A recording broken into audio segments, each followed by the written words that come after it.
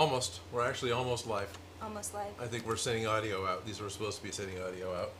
Okay. You want to go ahead and pretend like we know what we're doing today? Hello, I'm Odin. Hi, I'm Felicia. And welcome to the Patreon members only portion of Odin Makes Monday live stream. Today we'll be watching Felicia change out the batteries and fix her PKE meter, which is going to stay completely in theme with our Ghostbusters build. And I'm excited to just sit back on my butt and watch her do her magic. Oh, I'm going to break this. It's going to be fun. Sweet. We've got Yanolith is here, Steve D, Dan Does Junk, and Jerry Can Cosplay have all chimed in with saying hello and good evening. So hello and good evening to everyone. Welcome. Yeah, we are actually going to be working the Neutrona wand. I over the weekend did the files in order to get laser cutting underway, and they are pretty much ready to go. We'll be cutting the Neutrona wand out of 6mm what the foam, 2mm what the foam, because why not, you know, make it something a little more substantial. 10mm HD foam, or possibly regular floor mat foam. That's probably actually what I'm going to use as a floor mat foam.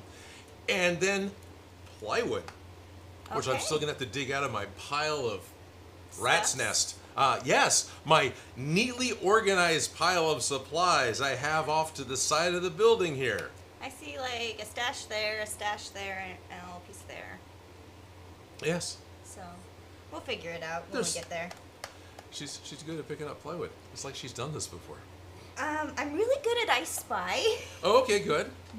And then I like to joke at work whenever we're like looking for like a new lace or like a trim or something we can't find. It's like I spy with my little eye something white and lacy, or white and stringy. Well, I spy with my little eye something tall, rainbow, and orange mostly for the shirt. Raven Phoenix Props is here, acting as moderator here on site, and we'll probably try to sing out. Still haven't bothered to give you a microphone because I'm a jerk. Don't worry about it. All right. I'm all right. You're all right. So there are three of us here. Toby and Bruno have the day off because once the lasers start happening, it's going to be all sorts of lovely toxic fumes that we're all going to pretend like aren't going to hurt us, but we're not going to pretend like they're bad for the dogs. I like the animals more than I like me. So. Yeah, I like the animals more than I like Raven too. So I'm glad they're not here. More than I like me. All the humans kind of fall in the same boat. Also, you know, we have the ability to use doorknobs and leave the room if it actually gets really bad. Or speak up. If you hear, there is an exhaust fan running already here in the room. I've got a 14-inch fan up at the 20-foot mark on the ceiling. So that is actually circulating air and will be the active removal of the room. It is not as active as having something right here, but at least it will help keep, it does pretty good at keeping the room clear. If it gets really bad, I'll open up the shop door.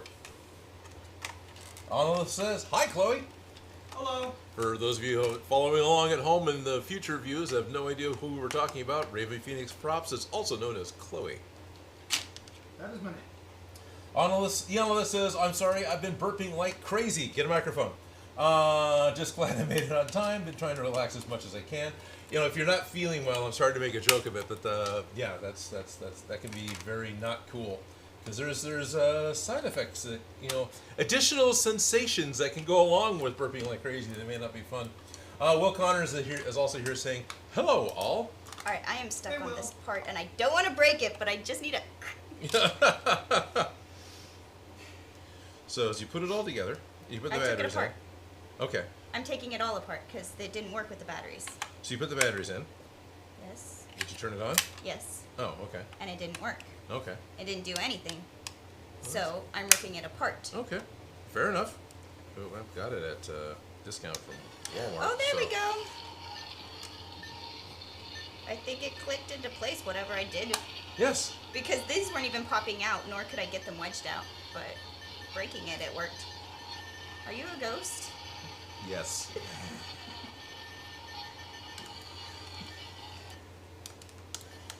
That works. I like how more screws fall out. I'll put them back. But it works! Yes. Good. Alright, no more breaking it. Now back to fixing it. Yeah, you know, this is, yeah, it's no fun burping when you're all congested. Yeah, I bet. Alrighty. Okay, so I will trade sides with you, boot up that computer, and start making sure that the ready last for the laser lasers. file that I was trying to put together the last minute this morning, because I'm Captain Prepared.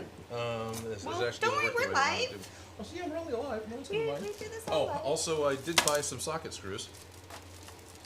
So I These got are non-magnetic. these are a little big, but They look much better than our squished Cheerios. they look. Yeah, they actually do Camera look four? a lot better than 4 probably work. Maybe. No, it's See, too it's a tiny little thing right here. Looks like a Next Cheerio. to this tiny little thing right here. So it's about the same diameter as the Cheerio. It's about twice the height, and it's an actual bolt. We'll just have to drill a little hole and put this in. So I'm standing there in the hardware store, dragging up the PDF file. How many of these do I need? And I've got like 20 thrown in the bag. And I finally find out, oh, I need 4 for each pack. So we have extras in case there's some other awesome place to put them. Okay. Are there any matching ones on the wand? I didn't look that far ahead. I did try to look at other things in the wand and then kind of realized, well, we're not going to get that far, so should be okay. I don't expect to get much further than getting the majority of it cut out. Yes, but we plan on having the lasers do it for us. And I did want to hook up a cable from this computer to you guys so you could see the laser interface and stuff, but my HDMI cable is not here. So that won't be happening today. I've got like 8 different flavors of HDMI cable. I just don't have a basic HDMI to basic HDMI like what you'd use to hook up anything at home. I have a bag of cables. Yeah. That's everything but what I need. Yeah, I actually went through both my boxes. About 8 feet up over there, I've got a couple of boxes on the shelf. One's called Cables, which, well, that's what it's full of. And the other box is called Cables 2, The Revenge, and that's full of more cables. And now that one of them has an HDMI to HDMI.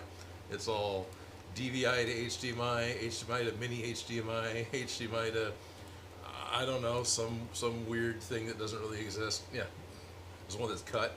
Because you gotta safely cut cables.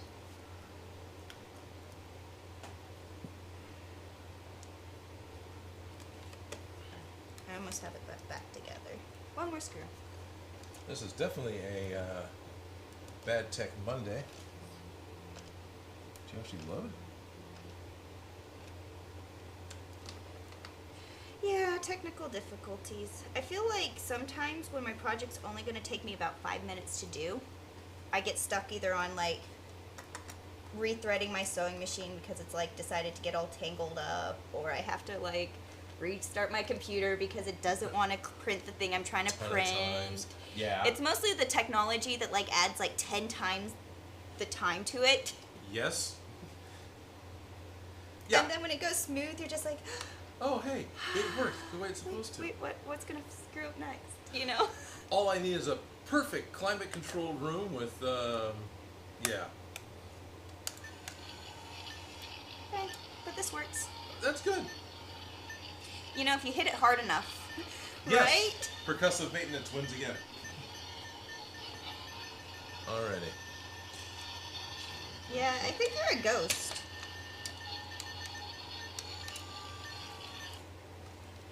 Oh, hey, these are actually different colors. This is a... Yeah, there's a slightly jungle green, and then there's more of a forest green. Yeah. Yeah. I put them all tiny, so they fit my head. So these two are the same. But yeah, this one's... Yeah, that's the jungle green. These two Yeah. are the forest greens, and then this These is are- the red pair. These are very, very blue. Yeah, and then the other pair that you had was more of the black green. Okay. So we have 3 different shades of green. Alright. I'm gonna take the red ones.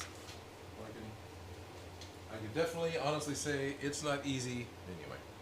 Seeing green. Yeah, it's not easy seeing green. There you go. I like Yeah, that. that's okay. I'm looking through rose-colored glasses right now. I can actually see the text though. Like, I can't see a lot of things with the red. I feel like a lot of it's filtered out. A lot of it is. One of the biggest problems I have whenever I'm trying to wear the red glasses, I can't see the mouse on the screen. Right, that one's like the worst. Which, that I don't understand, is how does the mouse disappear? It's white on black when I'm not wearing glasses. Isn't that the highest contrast I can get? Yeah, no, I was struggling with that too. When everything was on fire, it was fun. Yes. Vizak says, good morning. Less than 2 weeks until SAC Anime. Less than 2 weeks until SAC Anime, and yes, we will all be at SAC Anime. As far as I know, you are invited to drop by whenever you can. Awesome. So as far as I know, at some point, magical point in time, all of us will be at SAC Anime. I've already got my space confirmed. I'm going to be upstairs next to the main doors. Not the main doors. The main doors to the auditorium. I will be on the opposite side of the building from the main doors to get into the convention hall. Same place as last year? Same place as last year. The cosplay hangout space. That was a nice spot. It was like you could see all the people without having to be like in the people. Yes. And we have a big window to our back, so we actually have like sunlight and cell reception. And we could see all the cool people cosplaying and like posing and stuff right behind us, so it looked like we were in very cool. A cool, different world. I don't know. It was very. I like that spot. It was nice because it gave us a good view of the con without having to be like crowded in the con. Like we could see. I don't know. I enjoyed it. We're going to be cosplay repair again at SAC Anime, and I know I've got 3 or 4 different people who all want to come by at different times to help us do cosplay repair. So definitely looking forward to it. Yes, Mechagodzilla will be there. Yes, Gundam will be there. Don't know if either one of them will actually walk around. I say that every year. Godzilla usually gets But then you get all excited. Yeah, I do. Towards the end of Sunday, it probably will happen. But we're going to be somewhere else this weekend. Where are you going to be? The weekend before SAC Anime. We're going to be in San Jose at Adam Savage's Silicon. Lucky. Oh, I'm very happy about this. Yes. We have a 10x10 booth. We're going to be right next to Evil Ted Smith, SKS Pross, Bill Duran, Beverly Dowden, Frankly Built, right across the way from Foam Armory, the people who make the chainmail. Oh, yeah? Yeah, and also Blick Art Materials, and they're acting like cosplay repair, so I don't have to. And then in between those two is going to be Raspberry Pi. And that's all just in the immediate vicinity of people who could overhear me talk like a fool. That sounds like some fun projects right there. Just yeah. Like that would be. Yeah. So, Props to History is going to be there. I'm forgetting a couple of. That's just it. There's so many, and those are just the people who have booths. Ben Eady, Joe Telling from 3D Printing Nerd, the Hacksmith, Core Geek. Cammy Slice, there's all these other people that are showing up who don't have booths that are just going to be talking in panels and are still officially there. And then you get people like, Christopher Lloyd and George Takei and Karen Gillian and Adam Savage and Tori Bellici and those people too. I'm a huge fan of Adam Savage and I appreciate his taste in geekery. Yeah. You know what I mean? Yeah. I'm appreciating this lineup. Yeah, NASA's going to have a booth with a live feed to the ISS so you can talk to somebody on the ISS during the con. Yeah. Imagine being an alien talking to someone in space. Yeah. Yeah. That sounds like, yeah. Yeah, so that's this weekend in San Jose. Myself and the setup crew, which will be Raven and Shop Gremlin, we're all going to go down on Friday for setup. I'm toying with the idea of trying to go down on Thursday, but I don't think that's going to happen because we can set up on Thursday and Friday because they want everything ready to go for Saturday. So I think I can pretty much I know I can make Friday. I just don't know if I can get down there any earlier. I don't think that's really going to be that wise. Okay. It's just exciting. Oh, it's exciting, yeah.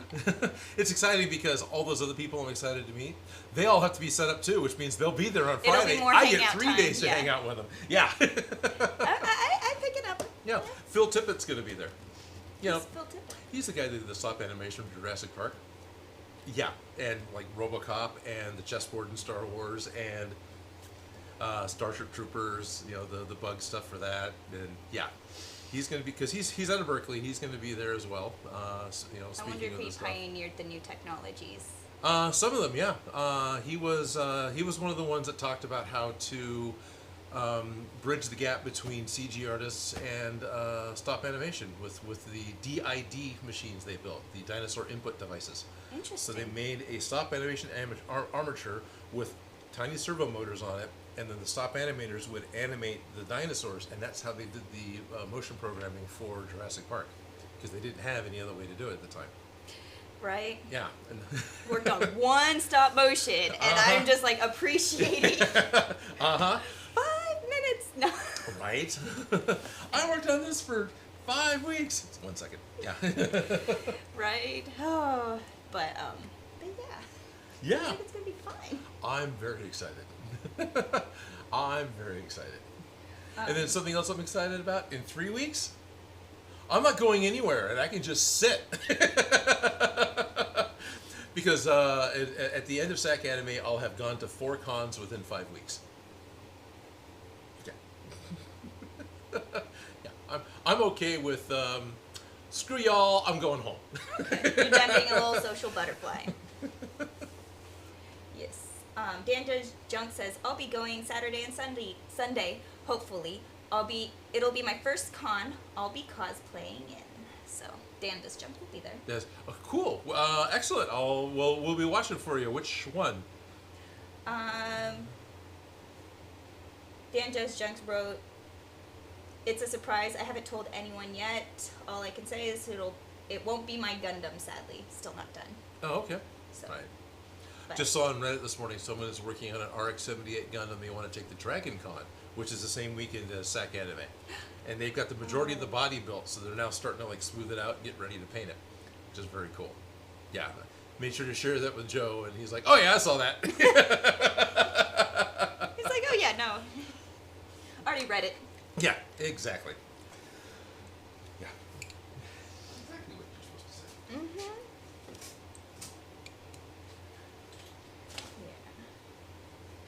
Yeah. Fiona Lift wants to know, so where's the laser? It's right there. I just turned around to try and get it. Yeah. Sorry, I've been talking. Unforgivable. It's because you're a ghost, huh? It's because I'm a ghost.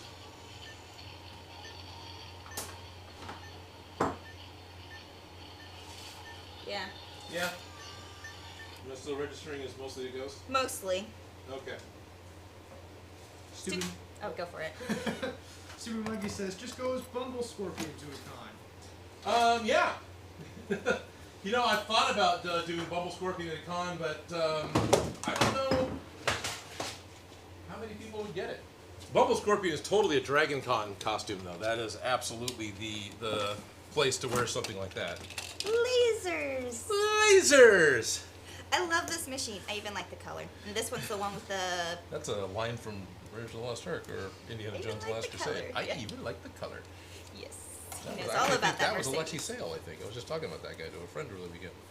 Yeah. I was thinking about that one the other day because I was wondering something about it. Anyways. Yes, Schultz Division says freaking lasers. So Freaking lasers! we're going to be I'm playing glad with everyone's lasers excited today. about lasers. 'Cause- No, I'm actually really excited about the lasers. Yes, I can't wait to bring mine home. Right. Well, not a problem. We got a couple of them sitting around, so definitely need to get you hooked up. I know I need to download the software onto my computer. I have my computer. You have a computer now. That's good. Yes. And you have a space for it to go. That's the only other thing that's kind of sort of important. Oh, I have the space for it. And I'm totally not trying to like gatekeep the laser. We can get that over to you. Yeah, no, I have a space for it now. Ah, it's up. It's awake. Okay, good. Yeah, that's the air, isn't it? The air compressor. Yeah, that's the air compressor. What's making really it. cool about this laser is that it has the air compressor so it can get hotter Correct. and cooler so it can burn more of a specific spot as opposed to... Yes. So it's able to cut faster and not scorch. be a Yes. little more precise. Yeah. Yep. So that's why this one's the fancy smancy one and why we're going to use this one. Got that All right, thing. so got all that, got all that. I need a. Did I take that upstairs? Yeah. Jerry's, Oh, I hope not. Jerry King Cosplay says, excited to see how this bad boy works. All right. I fully support getting lasers in libraries. I know that they had plans to get laser printers into the Sacramento library. Right. They have a little section for it, but then It the didn't- craziness hit these last couple years, and so Uh-huh. everything got postponed. Uh-huh. But I was Whoops. thinking that We're would be getting so to that. exciting, being able to go to the library, take your stuff, and be like, all right, let me print this file out real quick. Yeah. I just need to cut up some of this stuff so I can make myself a book nook or. Or, yeah, hey, Yeah. cut out my puzzle pieces while I read a book. I don't know, I fully support libraries with maker machines. What are you looking for? I have this. That's good. We will need that. I know, we're not there yet, but I just don't want to lose it before we get there. I'm looking for the mouse for the laptop, which is unfortunately on. That's probably why it acted weird earlier. Neutrona light burn file. Steve D says, I think a laser is my next investment. Okay, so I got super excited about it. I hope I'm not, overselling the laser, but yeah, these things are really cool. From somebody who makes his living cutting out foam, having a laser do it is kind of worth it sometimes. Yeah. So I've got myself set up with a couple of wakes profiles. me up every time. The air assist is very cool. Yes. So Yana Liz says, put on your safety glasses, please, and thank you. When the lights go on, we will. We will.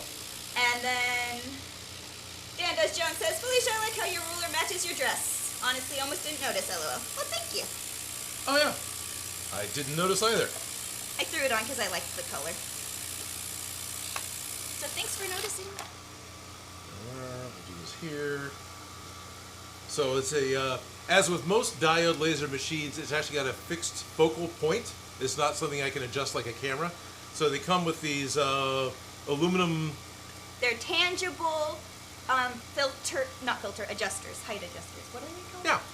Yeah, they're a tangible focal point. This is how far the base of the diode needs to be for the material that we're going to laser in order for it to focus right and cut right. So whatever the thickness of your material or the base that you're on, because we have all these weird layers, you still need to adjust it once everything's there so that the laser is this far from whatever you're burning. It's like what, 50 millimeters. So this particular one is 50 millimeters. This is the SculptFun S9 SculptFun S10 with a 10 watt diode laser. So thank you very much, SculptFun, for the machine with the honeycomb. So the honeycomb we got going on down here. That keeps us from lighting everything on fire. Pretty much. It gives smoke and whatnot a place to go, and it raises the table far enough away, or pushes the table far enough away from the focal point you don't usually burn your table. But I've got a sacrificial piece of wood I like to burn on anyway, because I'm burning all the things. Oh yeah, anyway. That's my burn spots. Yeah. That's from when I cut out that thing. Yep. It says calibration is very important. It's a tangible calibrator. That's what I was trying to say. There you go. I couldn't word. Alrighty. So. Ooh, and you even labeled them. I love it. Did you just copy paste his marks? Effectively, yes. Let me frame this. We're not on the right COM port. We'll try COM port 6. Green or red? Now frame. There it goes. I'm gonna go green. That's what we want. I will talk about what I did in just a second. I knocked something on the floor. Oh, you told it to go to what? I knocked the silver Sharpie on the floor. Okay. So we're gonna frame again. Now everyone, don't be. Chloe has a number of monitors in the way, so she's got a complete physical barrier between her eyes and the laser. And then not only are Felicia and I gonna wear. I know all the smooches. Some glasses that have been used to clean dog noses. No, it's not quite that bad, but it's as a glasses wearer and somebody who likes vision, having smooshes and smear. Yeah. Picking up the glasses by their lenses is always a great way to put. Yeah, and I think this is the jungle pair, and now this is almost black to me. Yeah, this is the forest green pair, and I can see the most color using these ones better than these ones. May I see the other forest green one? Yeah. Here's a good question from Sticky Monkey before we get started. Oh yeah. Better phones, you can actually more see color. skilled with less in laser for details. Have you considered redoing your Infinity Gauntlet? I heard most of the question. Basically, Super Monkey is asking, now that I have the ability to do better details and more accurate cuts of the laser, have I considered redoing my Infinity Gauntlet? I've considered redoing a lot of the videos. There's a lot of things like, oh wow, I could do that. I spent 6 hours yesterday, I think total, yeah, about that, reworking all the files from the Neutrona one. So this becomes a time. Even if I was to do something with the Infinity Gauntlet, the same type of thing would happen. Yeah, I'll go in first. That's good. So I could totally do it, but what would happen is it ends up spending a lot of time making the file, and then you can hit go, and it does the thing, and you end up with some very precisely cut materials. Yeah, basically. So are you going to sit there and cut out the materials with your own blade, or are you going to do the prep work and have the lasers do it? So I love how this is black. This is like a charcoal black. In those glasses? Yeah, with these glasses. Your glasses look blue with these glasses on. Oh yeah, it totally is black. And this now it's red. Yeah. Yeah. Aren't they? They're both green, but they look completely different. Yeah, this is totally like sky blue. Right? Those are sky Right. blue. Yeah. Is it red? Yeah, this is red. Yeah, it's red. It's red. Yeah. These are the brightest. Yeah. Anyway. Yeah. Well, now these ones are all smooshed. So have I thought about it? Yeah, I have, and I'm not against it. I would like to redo the Matrix of Leadership. I don't mind redoing the Infinity Gauntlet. And if you redo these and you put in all that work for making the laser cutting files, would you make those available for people to? I'm definitely interested in that as well. Oh, there it is. Now I can see it. All right, that's gonna be all right. We'll just print that part again. Don't look at the laser. I wasn't giving my co-host, a chance to be safe. I'm very sorry. It's okay. I'm a horrible person. Don't look at the laser. Don't look at the laser. Yeah. Yeah, I like the idea. What's funny is it ends up being, it's not funny. There's both of those parts. Yep. I am going to get a bag so we can start collecting everything. Okay. So, sorry.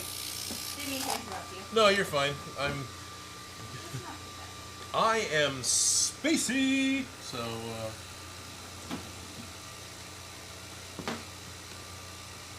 going to undo. Now I just want to make that part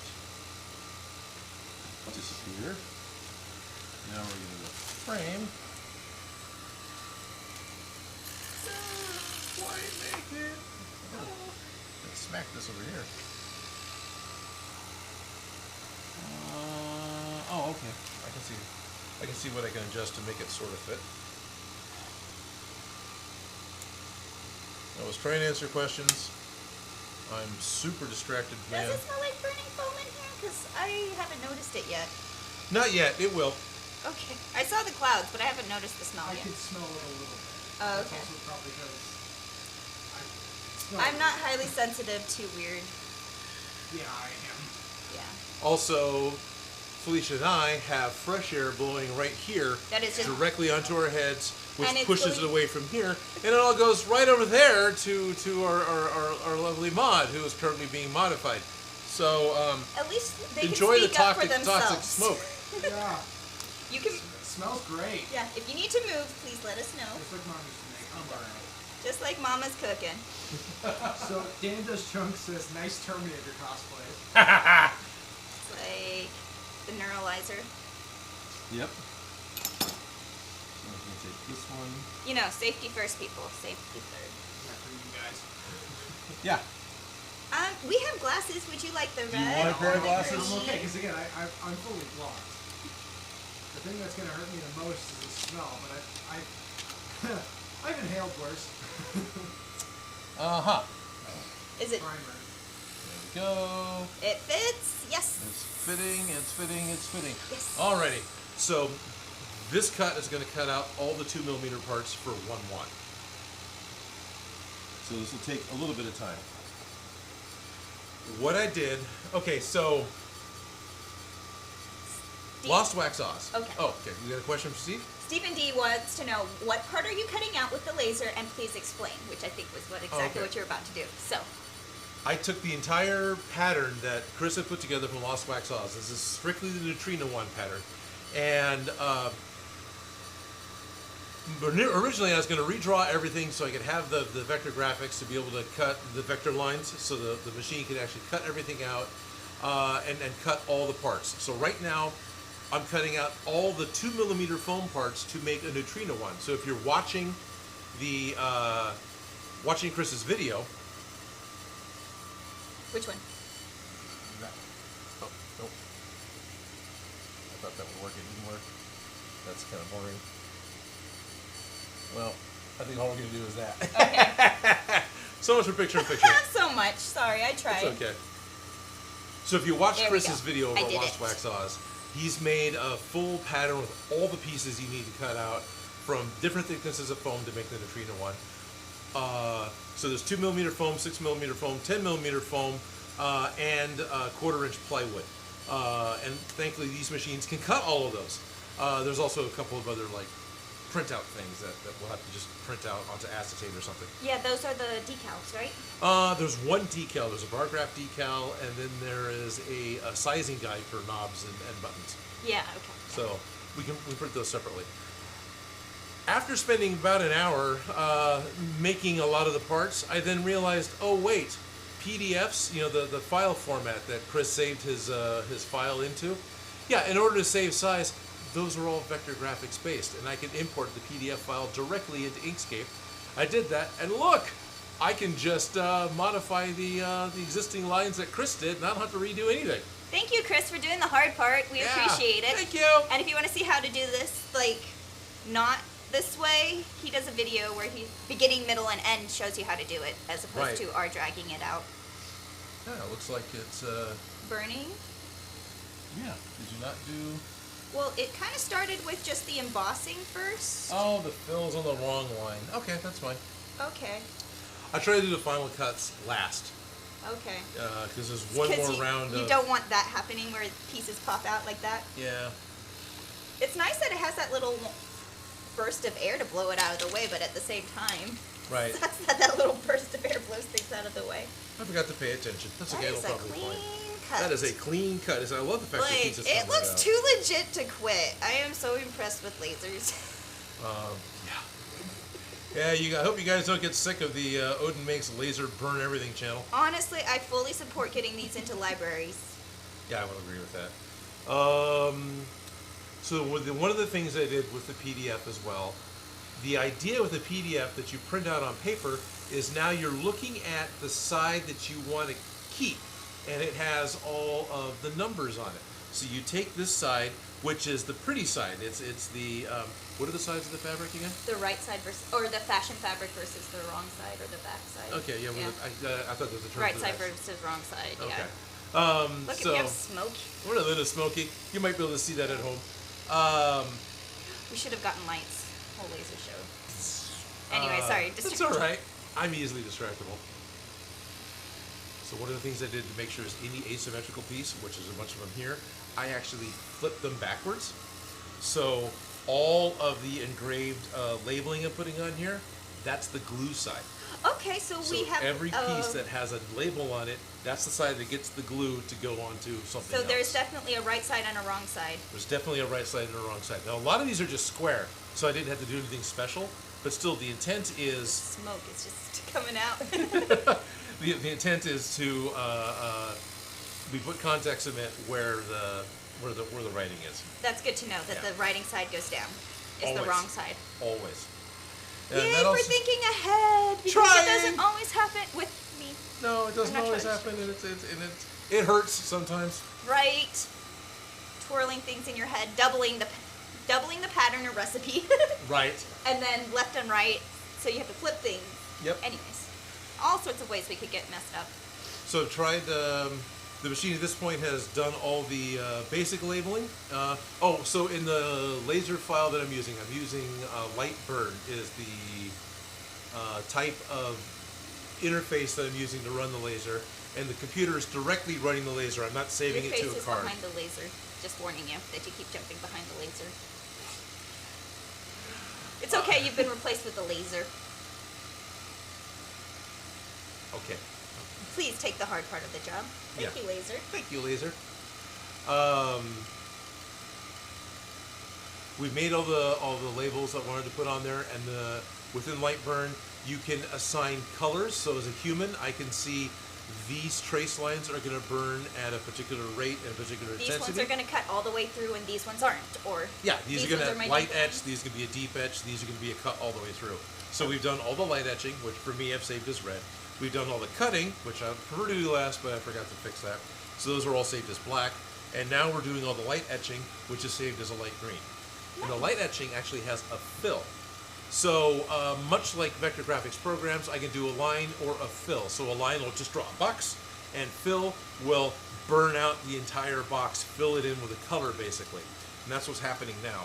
And this will take a little longer because it has to go back and give forth. it a few so it can incremental. melt and burn it without burning all the way through. Use a little bit of a lighter touch. It makes sense. Yeah, It's just not a like little bit. burn it, just slightly burn it. Burninator. Yeah. Right? Yeah. Schultz Division says a little trick when looking for patterns is to put .pdf into the search bar. Mostly PDF files are vector graphics, which is cut ready for any machine. So thank you, Schultz Division. Thank you, Schultz Division. Some of my early patterns, I'm sorry guys, are actually JPEG baked into the PDF, which makes the files huge, and it isn't quite as ready to go for Mr. Lasers as the PDFs But are. at least it's a free pattern. Copy paste the lines. Once we know Convert this them into- works, it is my intent to take my light burn files as well as my finalized Inkscape files, and I'm going to send them to Chris over at Lost Wax Oz so he can do whatever the heck he wants to with them, because these are his patterns, and Yeah. if he wants to redistribute his patterns under his control, then he should. Jerry King Cosplay says, burn it all down! Mwahaha! Yes! Lasers today. This was fun. James Allen says I got all the 2mm parts cut for my Proton Pack. Oh yeah? Yeah, Very cool. right? You are on it. Jerry King Cosplay says, burn it all down! Burn it all down! Mwahaha. Where are we at? We are noon. Or Is it time to darn let our close. friends in? I think so. Oh. And we're only getting, we'll have plenty of burnination going on. There's lots of burning going on. We will not run out of burning. Rowboat cop. Yeah, that's great. He's still not wearing any pants in that photo. Alright, by my clock, this is actually a tiny bit early. But, we started a tiny bit late, so whatever. Hey, it's getting done. It's happening. Yeah. We're here. So yeah, definitely appreciate the RoboCop Schultz division that's being shared on Discord. Yanolith is enjoying it. A quick shout out to the future because Miss Mary Mac is currently at school and I don't know if she's in the chat. Doesn't look like it. So Miss Mary Mac, I hope you enjoy getting some more education going on.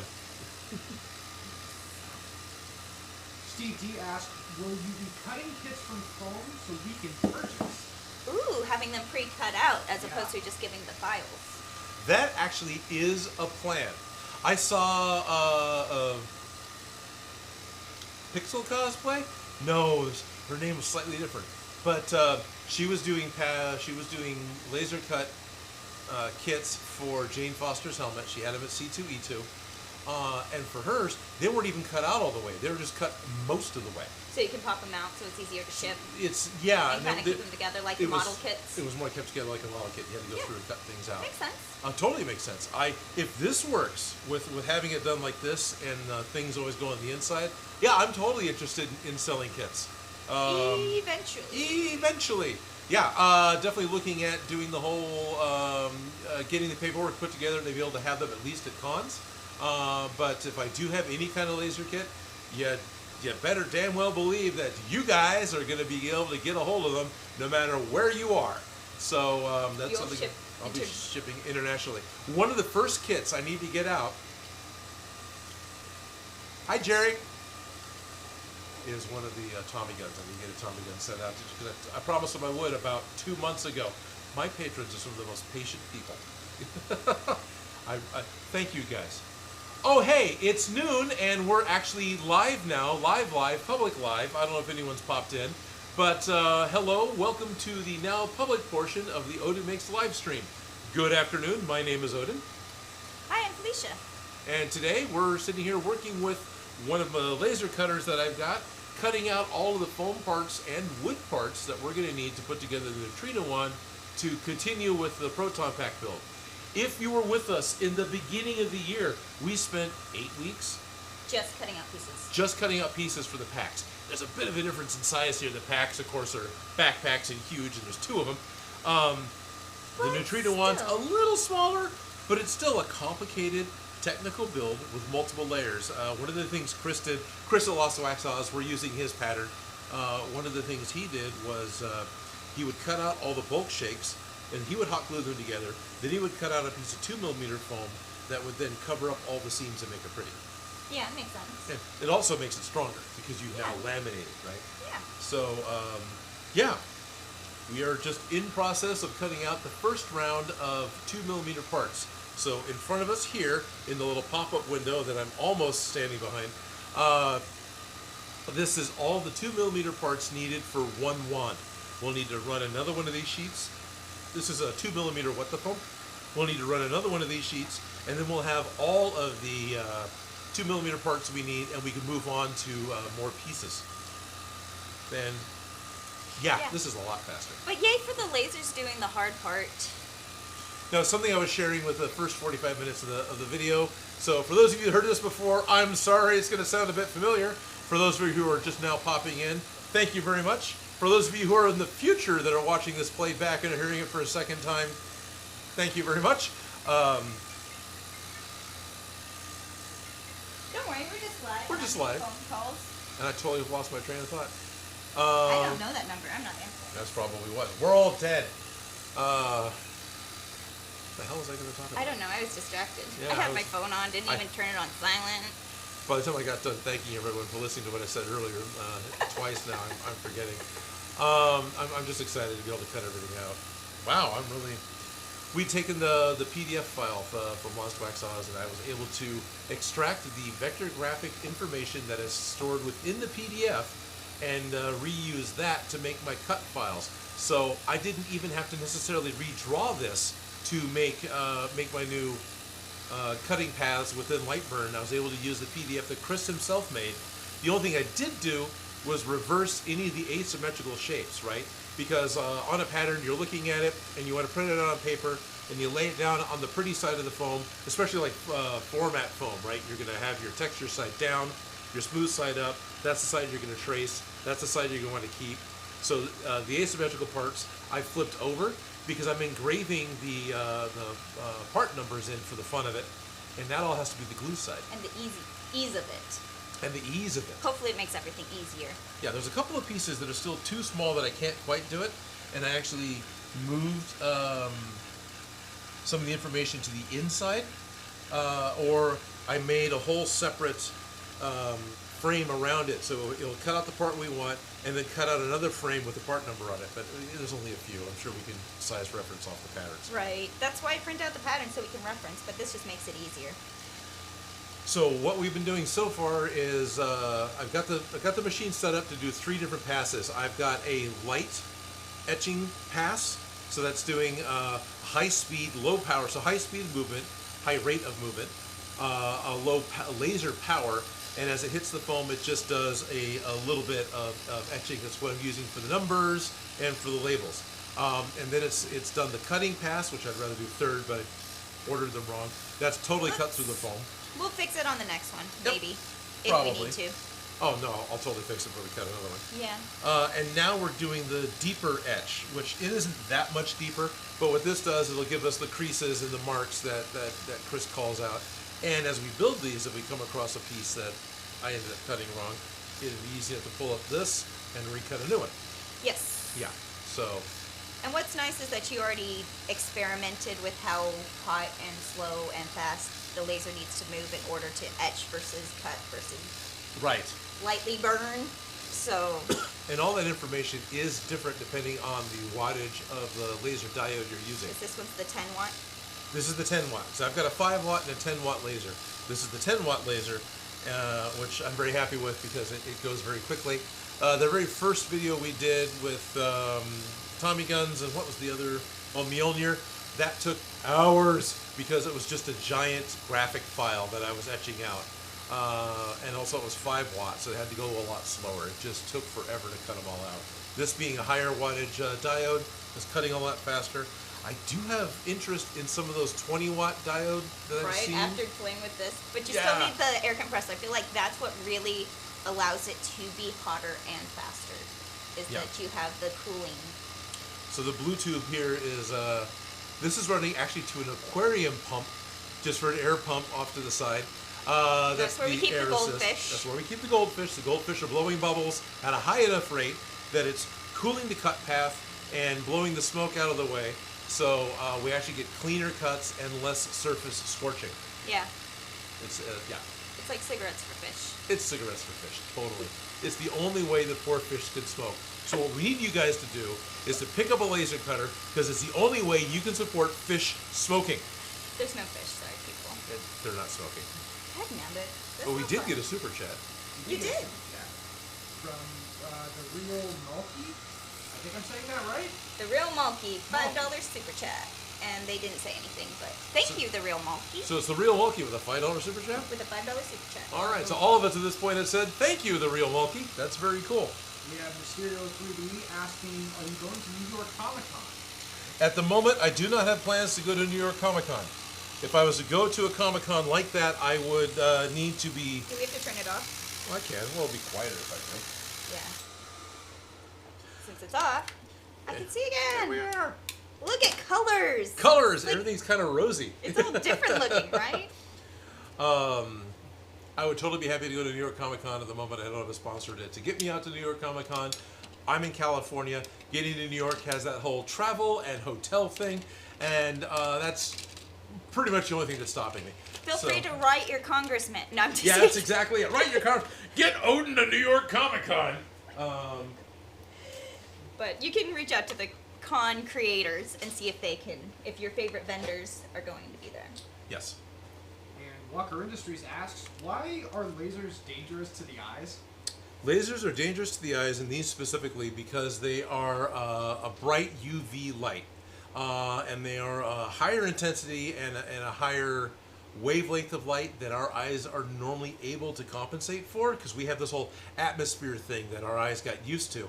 So what can happen is you can actually... burn holes in your eyeballs. Burn holes in your eyeballs, yeah. You know how you get a dead pixel on a TV? Imagine having effectively a dead pixel in your eyeball. That's exactly what it does. Because our eyeballs process light, and you get one like really intense spot. Yep. You burn a hole in your eyeball. No, in the processors that can like read colors and stuff. So let's not look at lasers, people. Yeah, let's not do that. You know, there's red, there's green. You got fashion choices. Totally. Your brain is able to compensate because you actually have rods and cones, the diodes in your eyes, the pixels in your eyes. They die off all the time. That's partly why, as you get older, it gets harder to see. And your brain compensates for those dead ones, so you don't physically see them, but it does happen, and you can cause some really severe damage. So that's why it's always best to. Okay, this didn't cut nearly as deep as I wanted it to for the. We can always go deeper. Yeah. We have knives and blades. Right. So I will adjust the settings. So the next one's even better. So the next one's even better. It's like.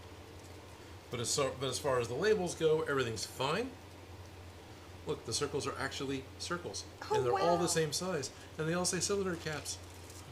You know, the perfectionist in me is appreciative of this. So this is one where I had to put the label on the part we don't want, because this is just the bar graph frame. So there's that. I know how to deal with this. And we have Carlos Perez asking, how much did that 3D printer cost? It's a laser. This laser, that's fine. It looks very similar. I think this runs 500.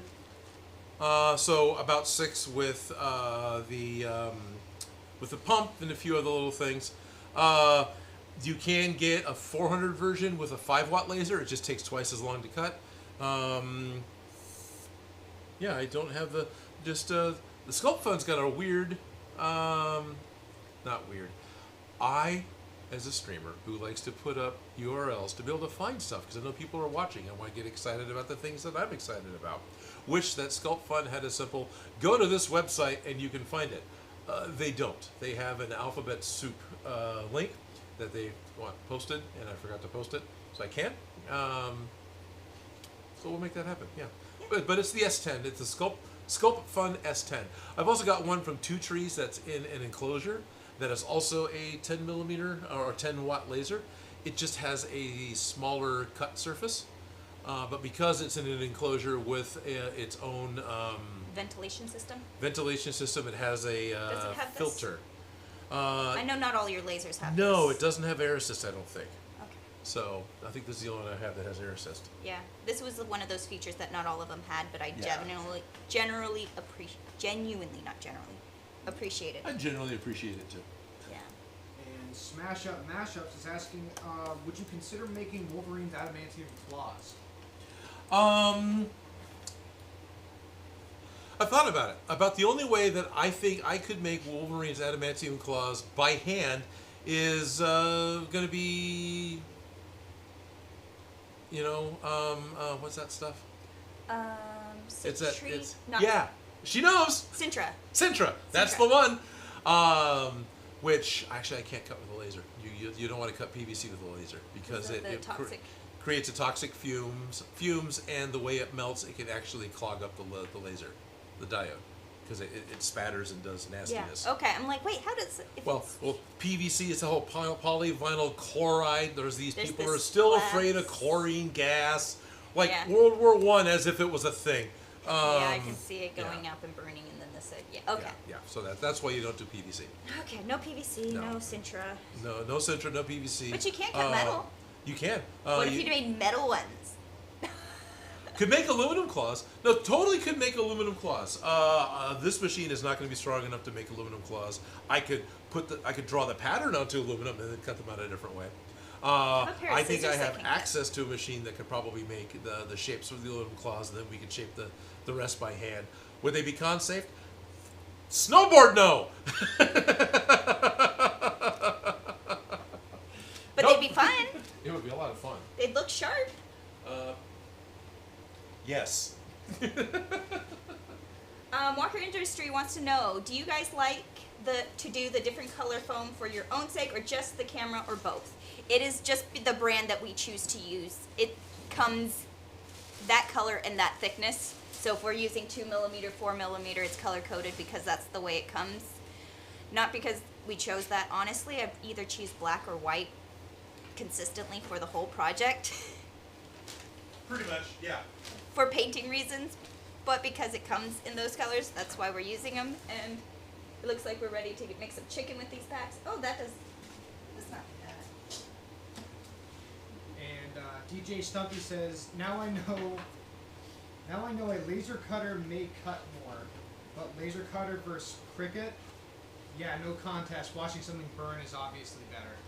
Yeah, I wanted a Cricut when I first saw those come out, but then I was just more and more disappointed in them. I wanted a laser cutter is what I wanted. I didn't want a Cricut, and I didn't want the subscription or the... Yeah. So. And Dan Does Junk says, snowboard, LOL, love the word substitution. At Smosh, we used Fire Truck. Oh, okay. Do you remember that song? That was before your time, wasn't it? Before my time. I do not remember the Fire Truck song. Oh, when I went to the premiere of their first movie, they just played that song on repeat over and over and over and over again until the movie started. It was a bit much. Well, the premiere had like a huge delay, didn't it? Didn't they have an issue getting the premiere going on time? I don't know, I was socializing, so I didn't mind, whatever. It was entertaining, other than that song on repeat a little too much. Let me go up, there's a lot of comments we missed, so. Answered how much it cost.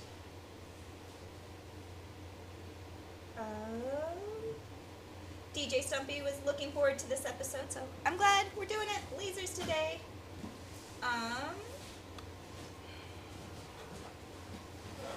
So Richie Boone says, I'm working on a trainer the troll costume from Ernest Scared Stupid. So far, wow. I've made the head, and painting the mask was the first time I ever used an airbrush. Oh, nice. Was it fun?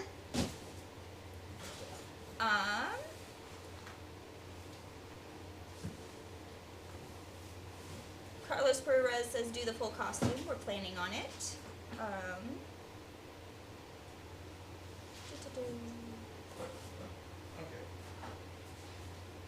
Okay, Dan Does Junk is answering Walker Industries, saying they're using What the Foam, which That's makes good. their foam in different thicknesses and color codes them. For instance, the red is their 2mm. That's what I was saying, yeah. Yeah. It's the foam we're using. It comes in those thick colors depending on the thickness you're choosing. So it makes it easy for you guys to see which thickness each one of those Right. foams are without having to measure them. Like the 6mm is a light gray, the 2mm is red, and the 4mm is black, and that's just the only color that the What the Foam comes in. Which is annoying when you want it black. Yeah, it's annoying when you. Well, it's annoying The because red under the black is annoying because you can see it. the red is the choice I don't like. Yeah. The gray is fine. The black is fine. I wish they had gone with white White. or super light gray or something else for the 2mm, because I made Ayazawa's goggles from My Hero Academia using 2mm What the Foam. So now I've got bright fire truck red. Yeah. Foam that I need to paint yellow. I put so much paint on it. The advantage of using this higher density, better colored foam was almost lost.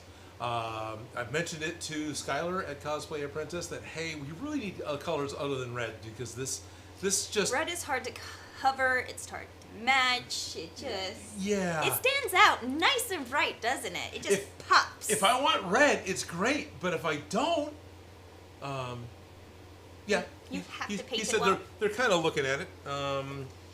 He's trying to run a business, so... It makes sense. Like, I completely get it. But that's why we have the multiple colors. It makes it easier for you guys. But. Yeah. So I'm going to actually jump ahead to 6mm because I can find my 6mm foam. But at the moment, I can't find another sheet of the 2mm. All right, I'll go So paint. I'll Take a start peek while you get that cutting set. some 6mm.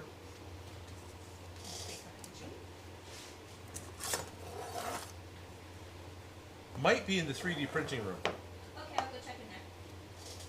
Is it still those boxes? I know I've got a couple of those boxes still. And we have Godzilla Man 2000 asking if you will ever make the Oxygen Destroyer. Ever is a great word. The plan for the Oxygen Destroyer is to try and get it built this calendar year.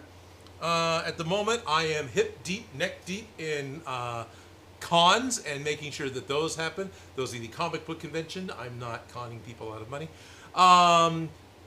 So not at the moment, but yes. And the only thing that is interesting, and I've done it before, and I'm sure it'll work out fine again. The only thing that I have the tiniest of worry over is the fact that the Oxygen Destroyer is basically a large glass cylinder that is put inside of.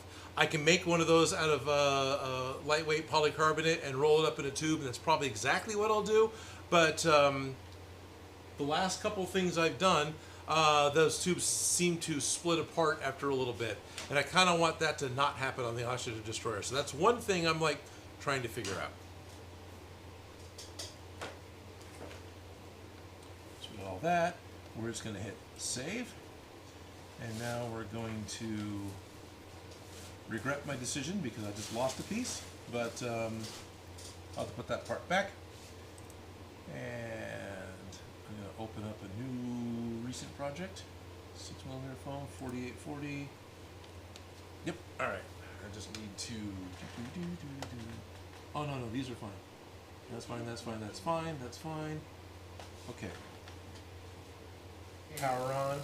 All I'm going to do is, I'm going to use the frame tool. So within Lightburn, there's a tool called frame. So when you click on it, it barely turns the laser on and shows you the approximate cutting area. And looks like I can get all of my parts out of this one sheet. Now I like using the honeycomb piece, but I got some void here. So do I want to worry about that?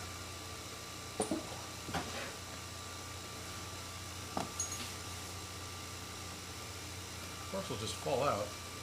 Okay, this will work.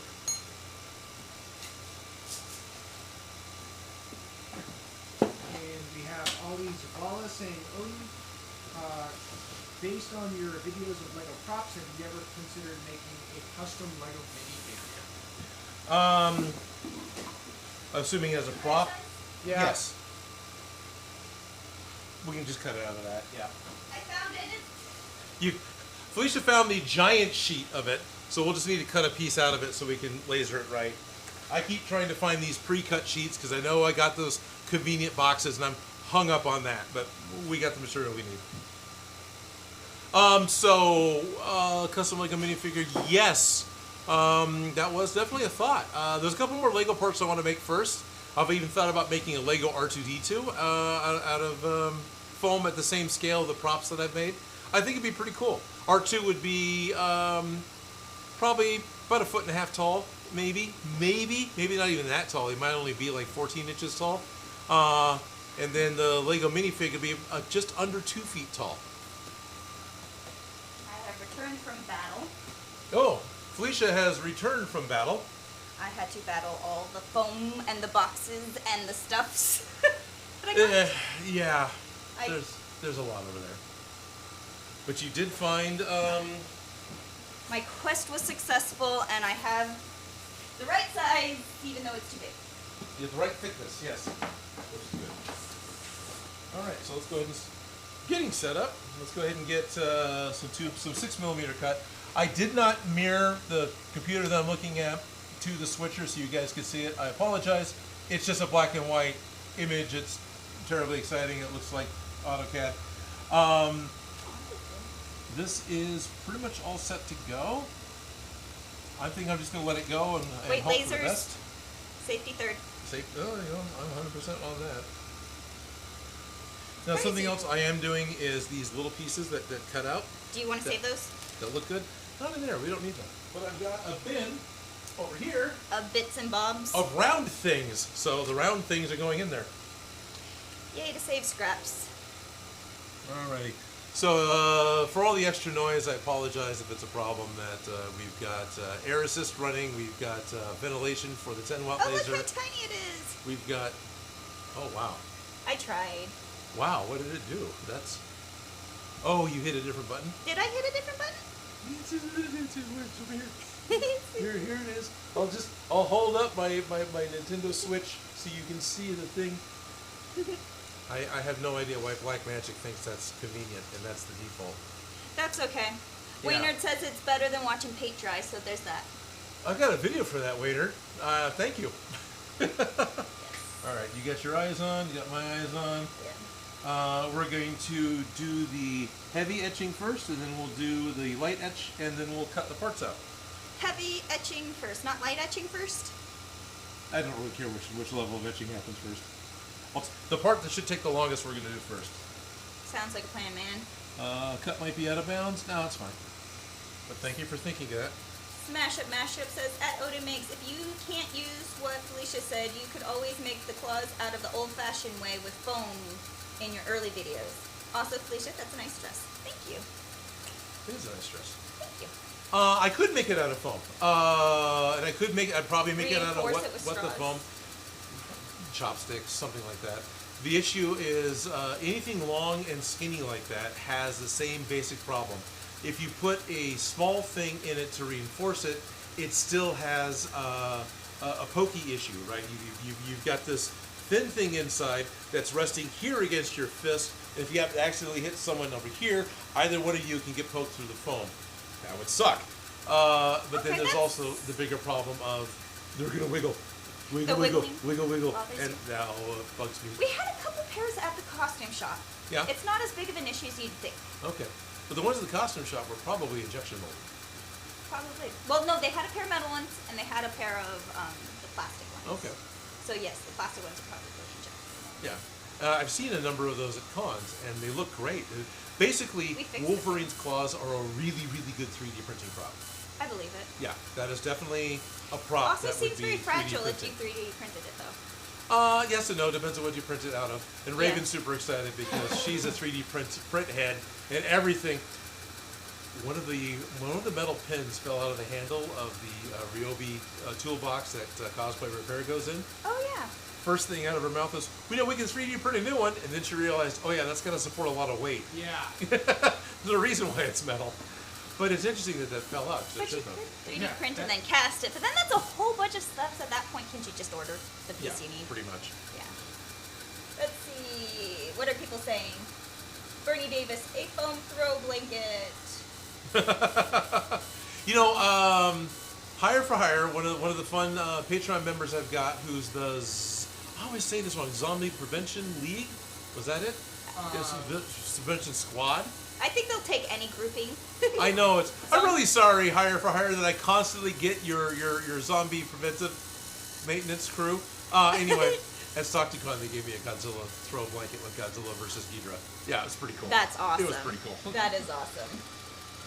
And Bernie Davis also says, I bought a pair of claws at a con that are real steel and they're pretty hefty. Ooh. Yep.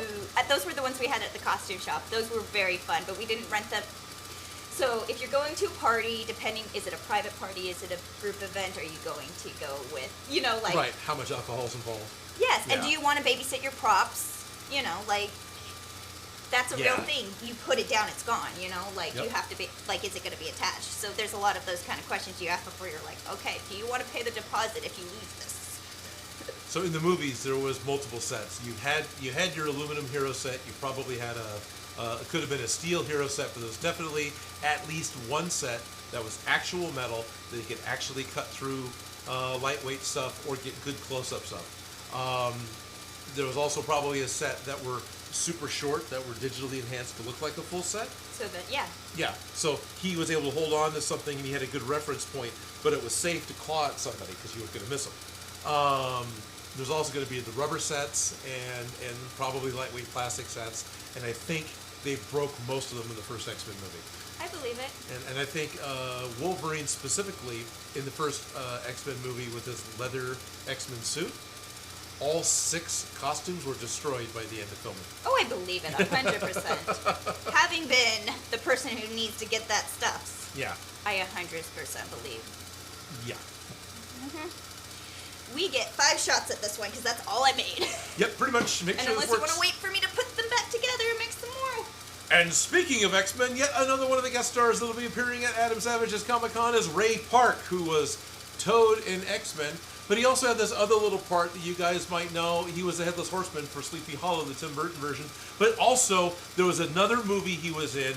He played that guy. He had the red face and the black cloak. It was, Darth Maul. Yeah, that was it. He was Darth Maul in Phantom Menace. So, yeah, he'll be there at Silicon. So, Ray Park is one of those really nice guys. He actually, when I was waiting in line for Phantom Menace in Hollywood, I actually got paid to go wait in line because I worked for a high-tech company doing streaming media in 1999, hooked up to a payphone and running out off of DSL, brand new DSL. Anyway, Yay, technology. more than once Ray Park stopped by because he knew the guys were waiting in line just to come by and say hi and hang out and be goofy and be nerdy. Yeah. You can appreciate people who... Yeah, totally. Because he didn't have to do that. He wasn't, as far as I know, he wasn't trying to, further his career by hanging out with the geeks on the sidewalk in front of the Chinese theater in Hollywood. No, he was smoozing to get a picture, and then as soon as the paparazzi were out of the way, it was like, bye. Then you can judge. But if you're just there and being a geek and enjoying company, thank you. Welcome. Thank you. And at that time, there was no real social media. 99, there's no Facebook, no Instagram, nothing you can think of right now that you actually use. None of that was there. YouTube wasn't there. So your live streaming was kind of revolutionary at the time. It was. We watched it on the Real Player. On dial-up. 56K dial-up. It was at 286 pixel size. It was a little tiny thing. Yeah, it was. People watched it. It was really cool. I know. I think people watch us now. Yeah, you do, don't you? Hi, guys. Thank you for watching. Welcome. Let's see what people are saying. This is actually a very light gray with these glasses on. Yeah. Well, these ones I think mess with the color the least. Those ones really mess with the color, and then the red kind of give me a little bit too, not a headache, but it's just too much color. Yeah. I'm liking these. I need to make sure that these might be the ones I wear most often. I haven't really done a big comparison before. I just kept grabbing the loose green ones. Yeah. I think this is the one pair that I bought. Oh. And because they're so different. I change every chance I can, so I was like, oh, let me see these ones. Let me see these. Sure. I've already changed twice. Anyways. DJ Stumpy says, have you ever had any ideas to do a crossover build, i.e. adding the fusion blender from the DeLorean onto a Proton Pack? You talk about it a lot, but you don't typically do it. I haven't done a mashup before, but the idea of putting Mr. Fusion onto a Proton Pack is a pretty good idea. Yeah, I really haven't done that yet. I have talked about it. I've joked about it. Because it's not as marketable, and you're trying to make money. That's a lot of it, yeah. Walker Industries suggested like a Batman DeLorean at one point. A Batman DeLorean? Batman DeLorean. Something like that. Batman DeLorean, right. Yeah. I'm thinking DeLorean like Mr. Fusion, Back to the Future. Not like the car? Not like the car, no. Mandalorian. Batman DeLorean. No, I know. Yeah, so. No, those are very cool. It's a full cosplay build, can certainly do that. I'm more interested in getting back into the swing of getting props out. The same stuff I talked about the last couple of weeks, those are still on the to-do next list, which is like Tommy guns. Those I'm trying to get written and edited. I want to do the Nightingale mask for Skyrim. I want to make Kai's Golden Dragon sword. I want to make the Berserk sword. So this is the list of... This is the list of upcoming stuff. There's something else I really wanted to do, and now I'm looking at the time I got and going, although it kind of, I really want to make All Might's hair for My Hero Academia. Yeah, I really kind of need to do that. That's okay. 8 weeks ago, we started working on a project that we're supposed to have done by Sac Anime. Yep. Probably not going to happen. Oh, no. We have 2 weeks. Yeah, we have 2 weeks. I have 4 working days, or a little more than that. Let's see. I've got today through Thursday, and then I'm at a con. And then I've got Monday through Thursday again, and then I'm at that con. So, yeah. Oh, I get it. Yeah, that's yeah. I work full-time throughout the week, and then I have a break, and then I work again. How do you get projects done with a real job, right? Yeah, that's super hard to get. Sometimes it's hard to get a project done when that is your real job. Not gonna lie. That's why I liked being hired to do stuff, because it's like, I have 2 weeks to get this all built in. Yeah, and then we it's done. shoot, and then we're over. Like, yes, those 2 weeks until we're shooting, it's constant phone calls and questions and a lot of headache, but yeah, you've got a deadline and you know when it's going to be over. Yeah, no, I get it. I really, really enjoyed doing the live switching for the California State Fair because when the show was over, I was done. Right? Yeah. No, I definitely appreciate that. So one of the things I really want to suggest to all you guys, all you people, not just guys, but guys in the general, California slang sense, is to always sneeze live, maybe even twice on your live streams, because that is a real life interaction that the viewers love.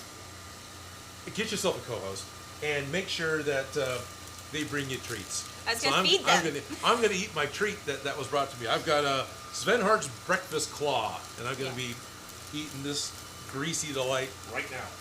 Yeah. You don't make friends with salad, but you can make your friends with bear claws. Yes. Oh, thank you, Bernie Davis.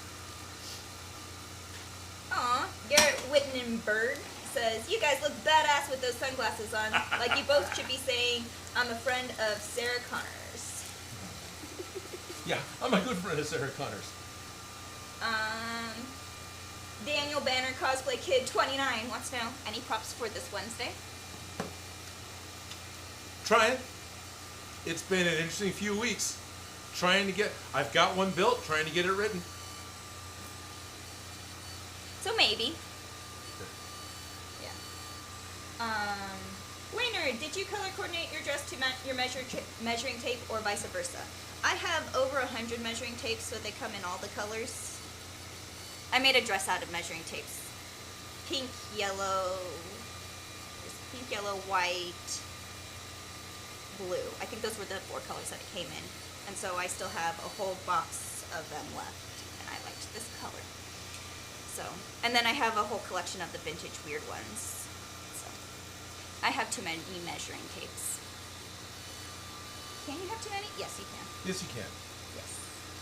Schultz Division says, well, gotta go, guys and gals. Have a nice day, everyone, and remember to leave a like on the stream. Remember to leave a like and subscribe. Yes. So what I haven't done yet is laser food. Laser food? Yes, you can like the top of your latte? Top of your latte. You can toast bread. Yeah. There's people who laser cut chocolate. You should do Odin Makes toast. What would you put on your toast? It was my logo. There you go. Odin Makes toast. Makes toast.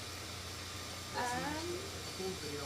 DJ Stumpany suddenly has an urge to watch the Blues Brothers. Yes. Ooh. Daniel Banner Cosplay Kid 29 says, I always enjoy your build videos. Always look forward to seeing what you will build next. Thank you. I want to get more build videos going. Yeah, just got off of the con season. Mm-hmm. That's really what it is. The weekends end up becoming, even though it's the only thing I'm doing, the weekends still end up being a major like build day that I can do. It may just be habit, and so not being in the shop for the weekends really kind of slows that down. Right, your productivity time cuts into it. Yeah, but life, having one. Mm-hmm. Having one, yeah. Yeah. I highly recommend getting a life if you don't have one, but yeah, it can cut into things you want to do. It happens.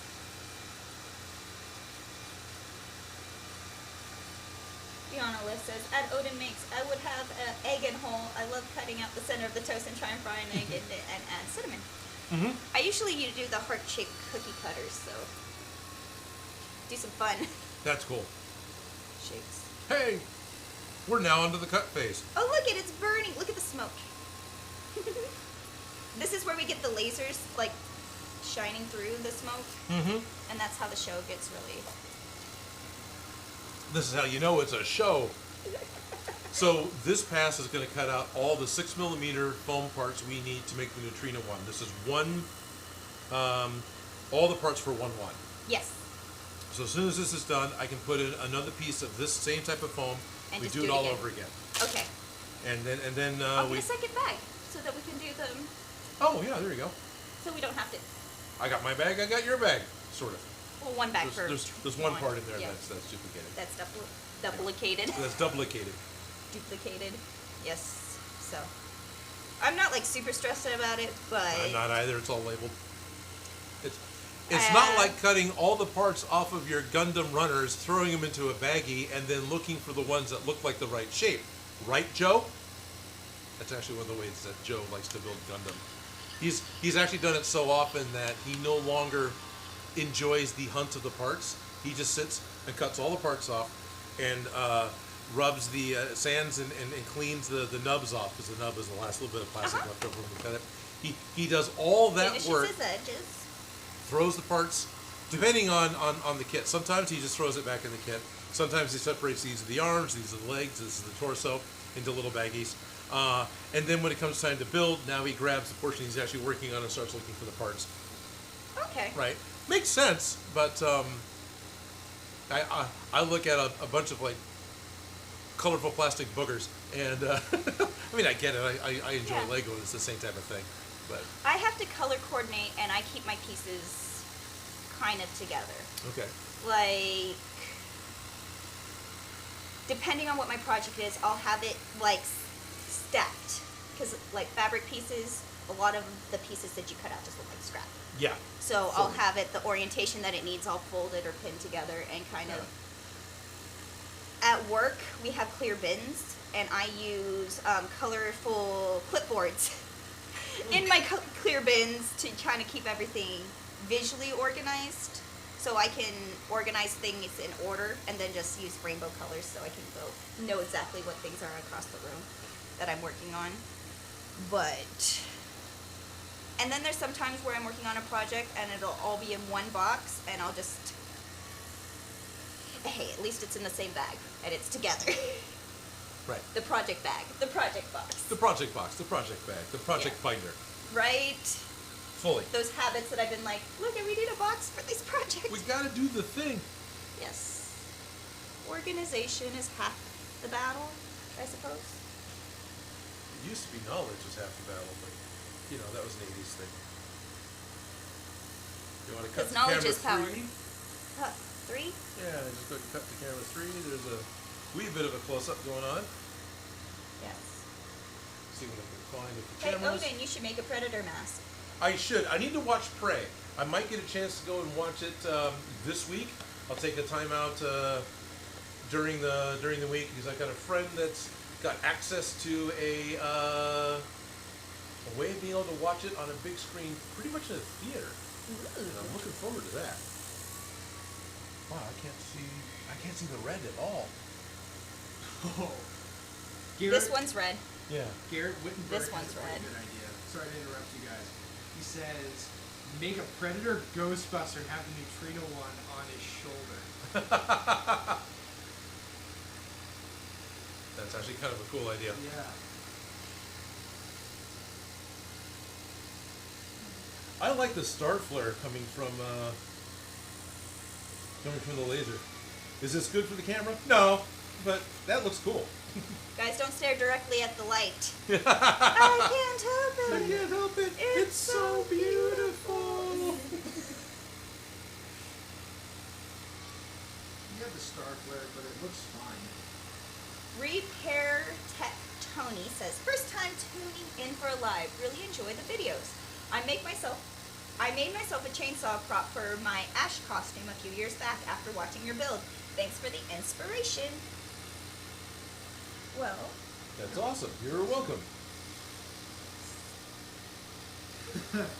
Richard Stroh says, hey, Odin, could you take Blackbeard's cutlass from Pirates of the Caribbean? Oh, interesting. It's an interesting shape. It's an interesting shape. Is there something special, different about Blackbeard's cutlass? It's a fatter sword. it's a good pirate store. Yeah. Okay. That's the one Pirates I haven't seen. Yeah, it's on Stranger Tides. Yeah. Fourth film. Oh, maybe I think I have seen that one then. I haven't. Yeah. I think once. I haven't seen the fifth one.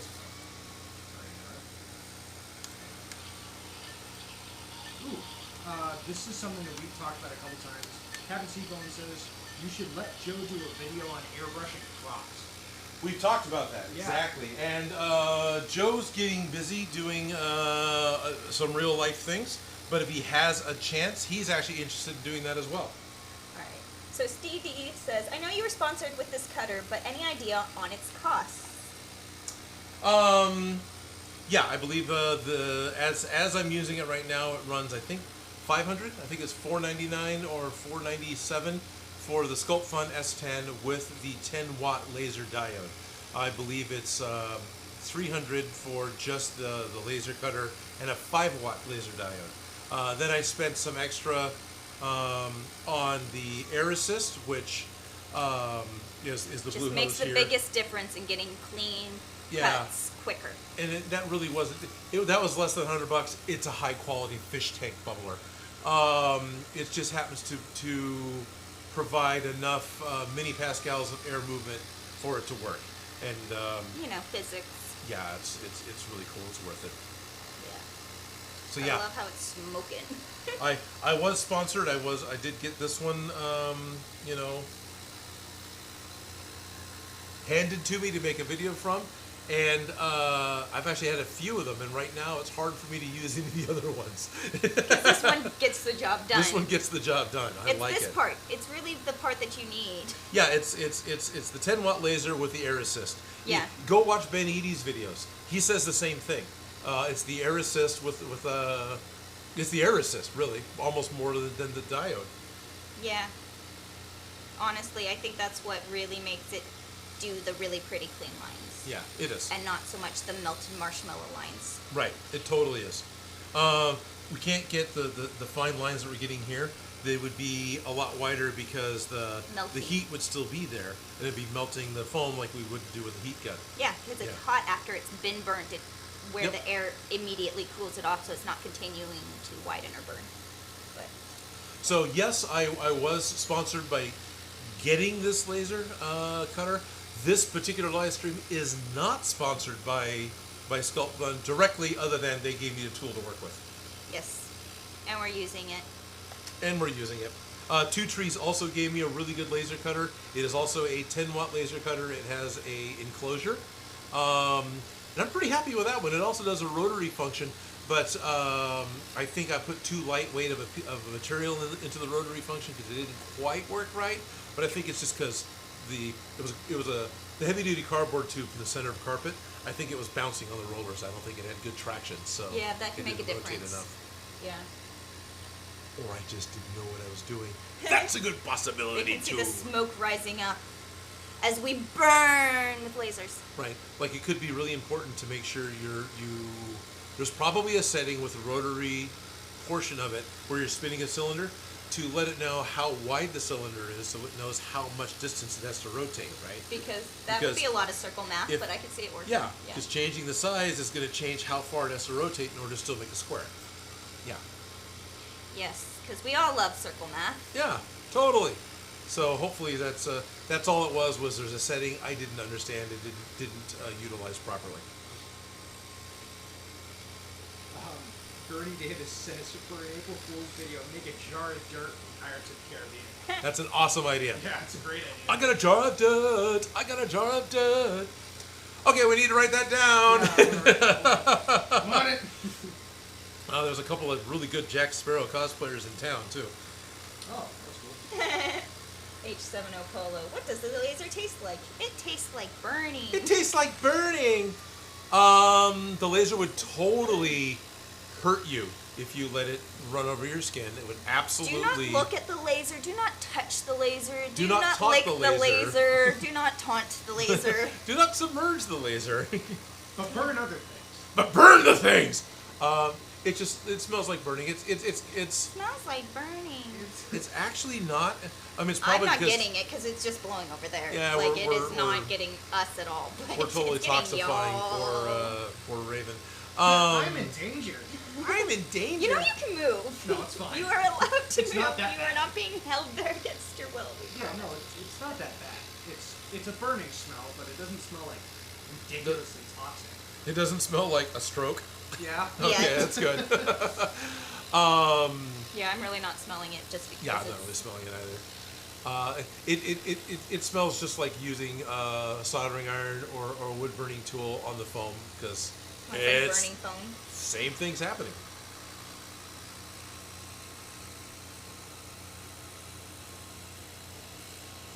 Where are we at? Okay. So what I'm excited about is we're probably going to run into just about half an hour. Yeah, but we're at 25 minutes of this sheet cutting. Okay. We're getting close to being done with it. There's no way either one of us, or even if both of us were cutting these parts up, we could be done in 25 minutes. Oh, no. With this accuracy. No. The hidden thing you guys didn't see, and I talked about earlier in the live stream, is the 6+ hours I spent over the weekend making sure the file was ready to talk to the machine. Yes. So laser cutting actually doesn't save time if you're only making one. But you still get an incredible amount of accuracy. You get the ability to repeat pieces if something goes wrong. You have a file you can share. Honestly, the accuracy all by itself is enough for me to do it. Plus, I've been cutting foam by hand for a few years, and then obviously sort of wearing off. It's really nice having a laser robot taking on that responsibility. Yeah, it is. Yeah. So, yeah, I'm totally addicted to laser cutting. And then when you do two, it's even more rewarding all that time and energy that you put into computerizing it. Now I've got another one. There we are. We finished at, well, I didn't pay attention, about 25 minutes. So let's Nimbler turn the says, noise machine your off. laser does not get hungry. Don't feed it cookies. And Jerry was asking what it smells like. Smells like burning. Smells like burning. I was saying like when you Dremel down plastic, like that smell, like it's a chemical smell, but it's not bad. It smells like when your rubber shoes melt on the blacktop. Yes. Yeah. Yeah. See, when it works right and the parts just fall out, it's really cool. We got puzzle pieces. We got puzzle pieces. I also love the The smoke is still. It is still smoking. Trapped. It's coming out of the honeycomb. The smoke is rising. Yeah.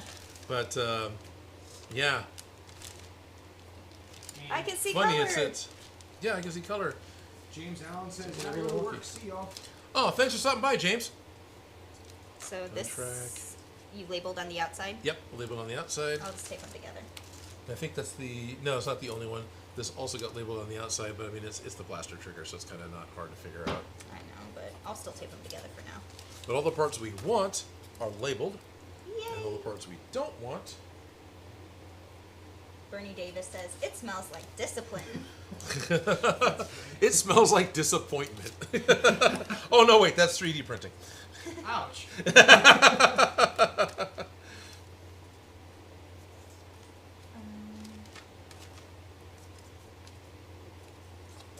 Jerry King Cosplay says it's how he was pretty much just saying it smells like wood burner on foam. It's exactly, yeah, pretty much what it smells like is wood burner on foam. Yeah. Yep. So there's one piece. Is this gonna? No, we'll have to actually doctor this. This one was a weird, complicated one because this is actually one of the main faces, and the handle has to go in, and that has to be cut after the fact, and so it requires marking on both sides and getting that accurately when the human is flipping the parts around. Probably not going to happen. So that one will be. We'll see it. Yeah, that one might require some paper help. Okay. Steve D says, great game of Among Us on Friday. Really enjoyed it. Oh, yeah. I would agree. I'm still really enjoying the Among Us games. There's not going to be an Among Us live stream this week because I'm going to be in San Jose. There won't be an Among Us game next week because I'm going to be at SAC Anime. Now, the game may still happen, but I don't expect a stream to happen. So there may be a couple of weeks off from all that. But still want to play. Still enjoy the game. So these are extra bits and bobs. There should have been, I think, another one of these. Maybe not. Oh, it might have. Maybe only been the two, and the third one is connected still. So these are the extra bits and bobs. These are the parts that we actually don't need. When you have extra pieces, that's how you know you're doing it right. Yeah. So I've got 3 discs that are almost the same size. These must fit a PVC pipe. And then I got these rounded squares. I'm going to throw all these in the round things box. Right? Garrett Wittenberg says, you can take that one other piece of that everything got cut out of and make a really cool sci-fi computer panel or something with it. The laser cutter, the possibilities are endless. I know. I got so excited. Oh, yeah, they're really excited. You can cut anything. Pretty much, almost. Yeah. And Captain Seabones asks, do you have any other plans for Mechagodzilla? Yes, I do, actually, Captain Seabones. It's one of those things that's sort of waiting, kind of. It doesn't really need to be waiting.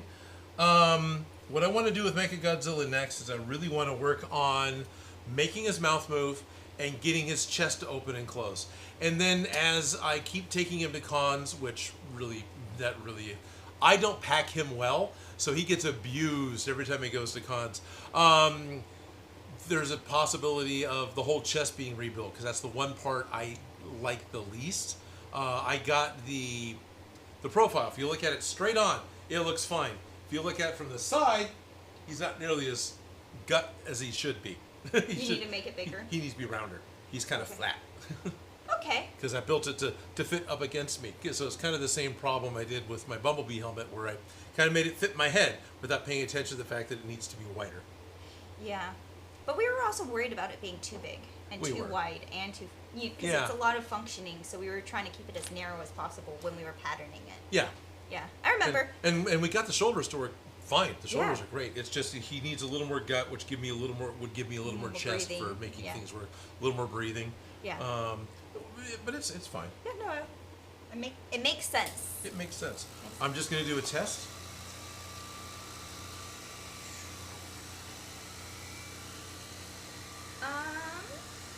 Aaron Mellor says, greetings from northwest of England, everybody. Greetings. Greetings. And then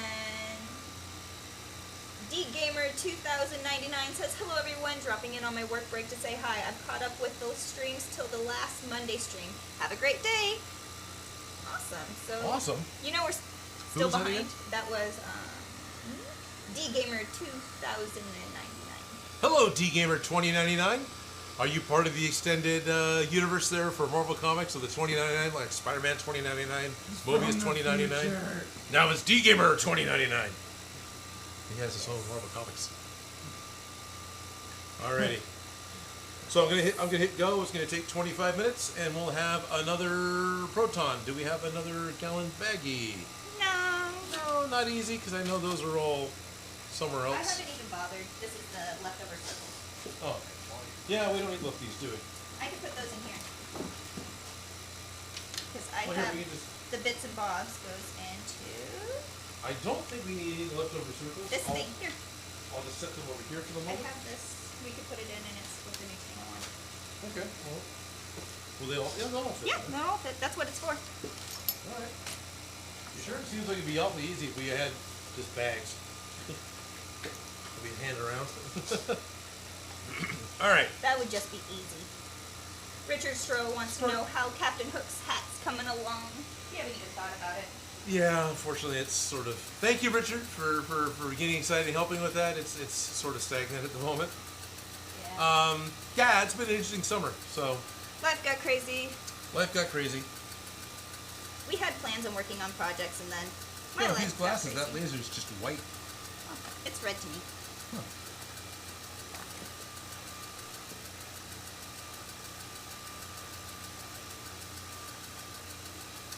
So it's 1 o'clock.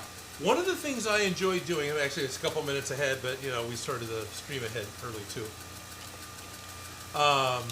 One of the things I've always enjoyed doing is doing viewer mail. And now this is not a required thing, right?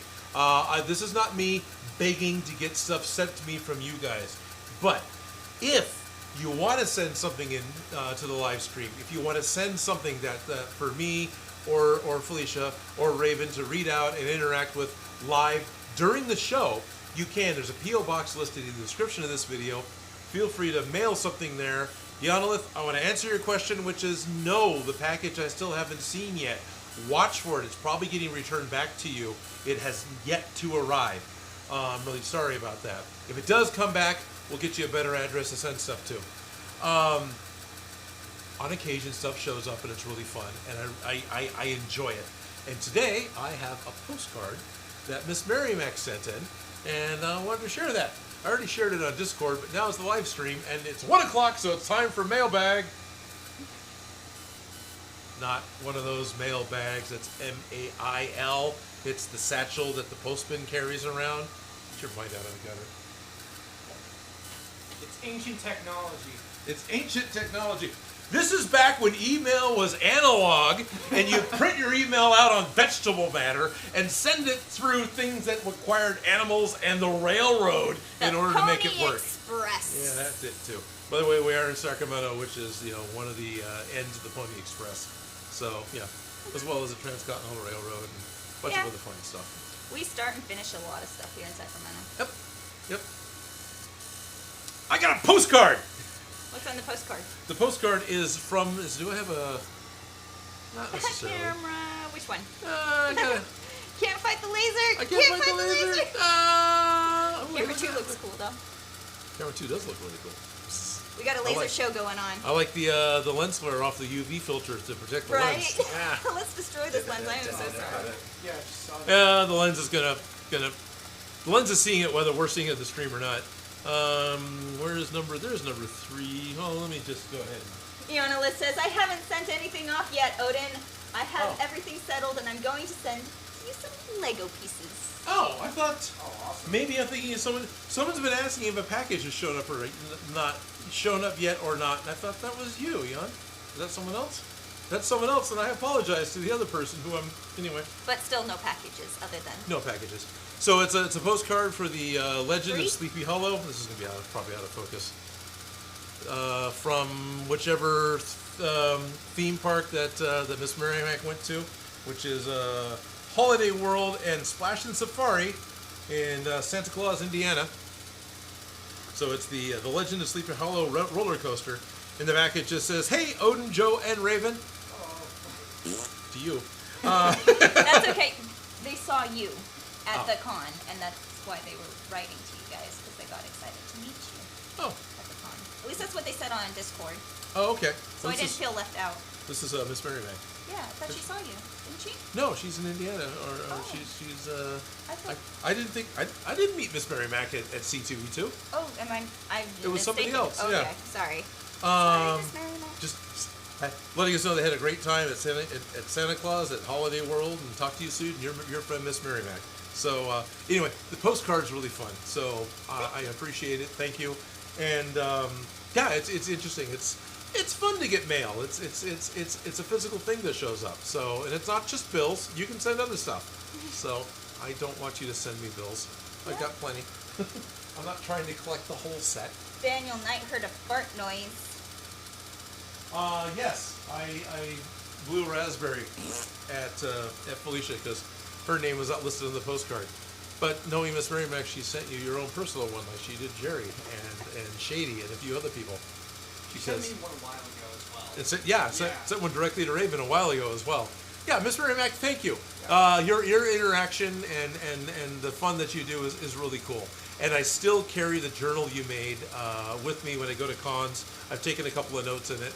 I'm not a big journal note taker, but I appreciate that the pages you gave me had grid, had a grid pattern. So very cool. I'm a huge note taker. Yeah. I just filled out my 5th notebook at work. Okay.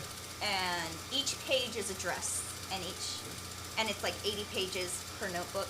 Right. So I just finished with 80 dresses. It feels like a big accomplishment to make 80 wedding dresses. It is. You know, but yes, I've recently stopped taking a full page of notes per dress. I'm down to about a half a page. Depending on if I math before or after or during. Depends on how, anyways. But yes, completely a note taker, and I filled out the notebook she gave me, making the pattern for Ellis.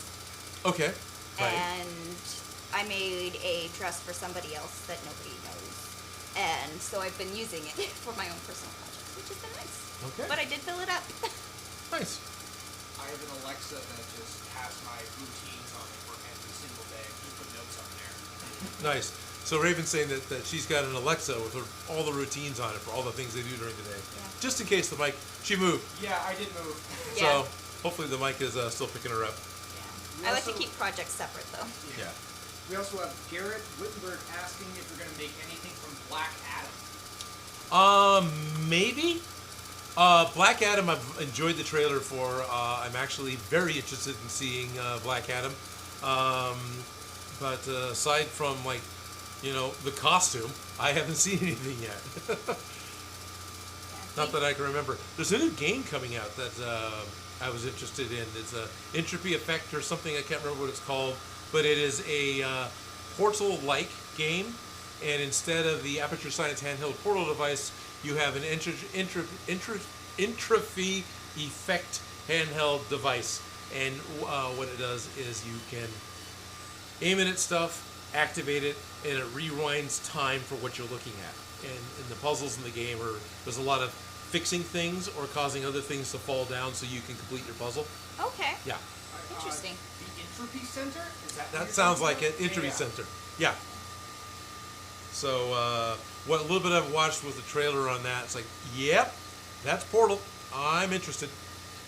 Yeah. Aaron Miller says you can never have too many notebooks. Just filled number 20 and bought 2 more because they were $1 each. Yeah, my mom in the 90s, they went on sale for 10 cents a piece. Yes. And she bought so many of them that you still have them? No, actually, I'm one of 7 kids. Oh, so we all went through school without ever having to buy notebooks, and the last kid went through, all her kids ended up using all the notebooks. But my mother-in-law also bought the same sale of notebooks, but doesn't have 7 children. And I somehow ended up with this many notebooks. Okay. So I have a shelf with just blank notebooks. Okay. That is this wide. 10 cents a piece. It's still going through them. Yep. That's very cool. It was a good sale in the 90s. That's very cool. And you could tell the pages, like, they've been shut, and the ones that have been in plastic, and the ones that have been exposed to the air, because the oxidation is real on the paper. But yeah, tons of notebooks. Those things are great. $1 sounds like a good price, but can't beat 10 cents. No. I'm still going through those 10-cent notebooks. And it's been almost 4 years. We're not going to talk about that, though. No, we won't talk about that. Yeah. So we're not even 2 hours into the stream. We've got a good portion of the foam cut out. So it does still take time. I know I've heard the laser cutters, you're done in 10 seconds. Okay, you can see it takes a little longer than that with this style of laser. But, I mean, how much... I've stressed more about trying to find my foam than getting the parts cut. So I'm super happy with this toy. Yeah, it's not affecting my carpal tunnel in the least. Nope. You know? Nope. Maybe the click to get it going, but Maybe. But that doesn't bother me. Maybe that laser cutter's going to put me out of a job. No, it's going to elevate your job to doing the more fun parts. You're not going to waste your time on the cutting anymore. Yeah, Ravens, it's going to put me out of a job because I'm not going to be 3D printing anything anymore. No. Frees up your brain to be more creative, to use the tool. It depends on what you want to do. Honestly, you're trying to make a Red Hood pistol. It took, what, 30 hours, 26 hours to print? About a day. It's about a day to print. You could have foam parts glued together within that time if you actually tried. Not saying, but I don't know. It would have been my go-to. Yeah. But even once all the parts are cut out, you still have to go back with the rotary tool and round things off and so on and so forth. So Still takes work. Still takes work. You It's want a tool. nice things, you gotta work. Yeah. It speeds some things up. It isn't a wonder it does everything for you. Yeah. But having the right tools makes the job a lot easier. It does. Danny McWilliam says, your future's so bright you gotta wear shades. That's right.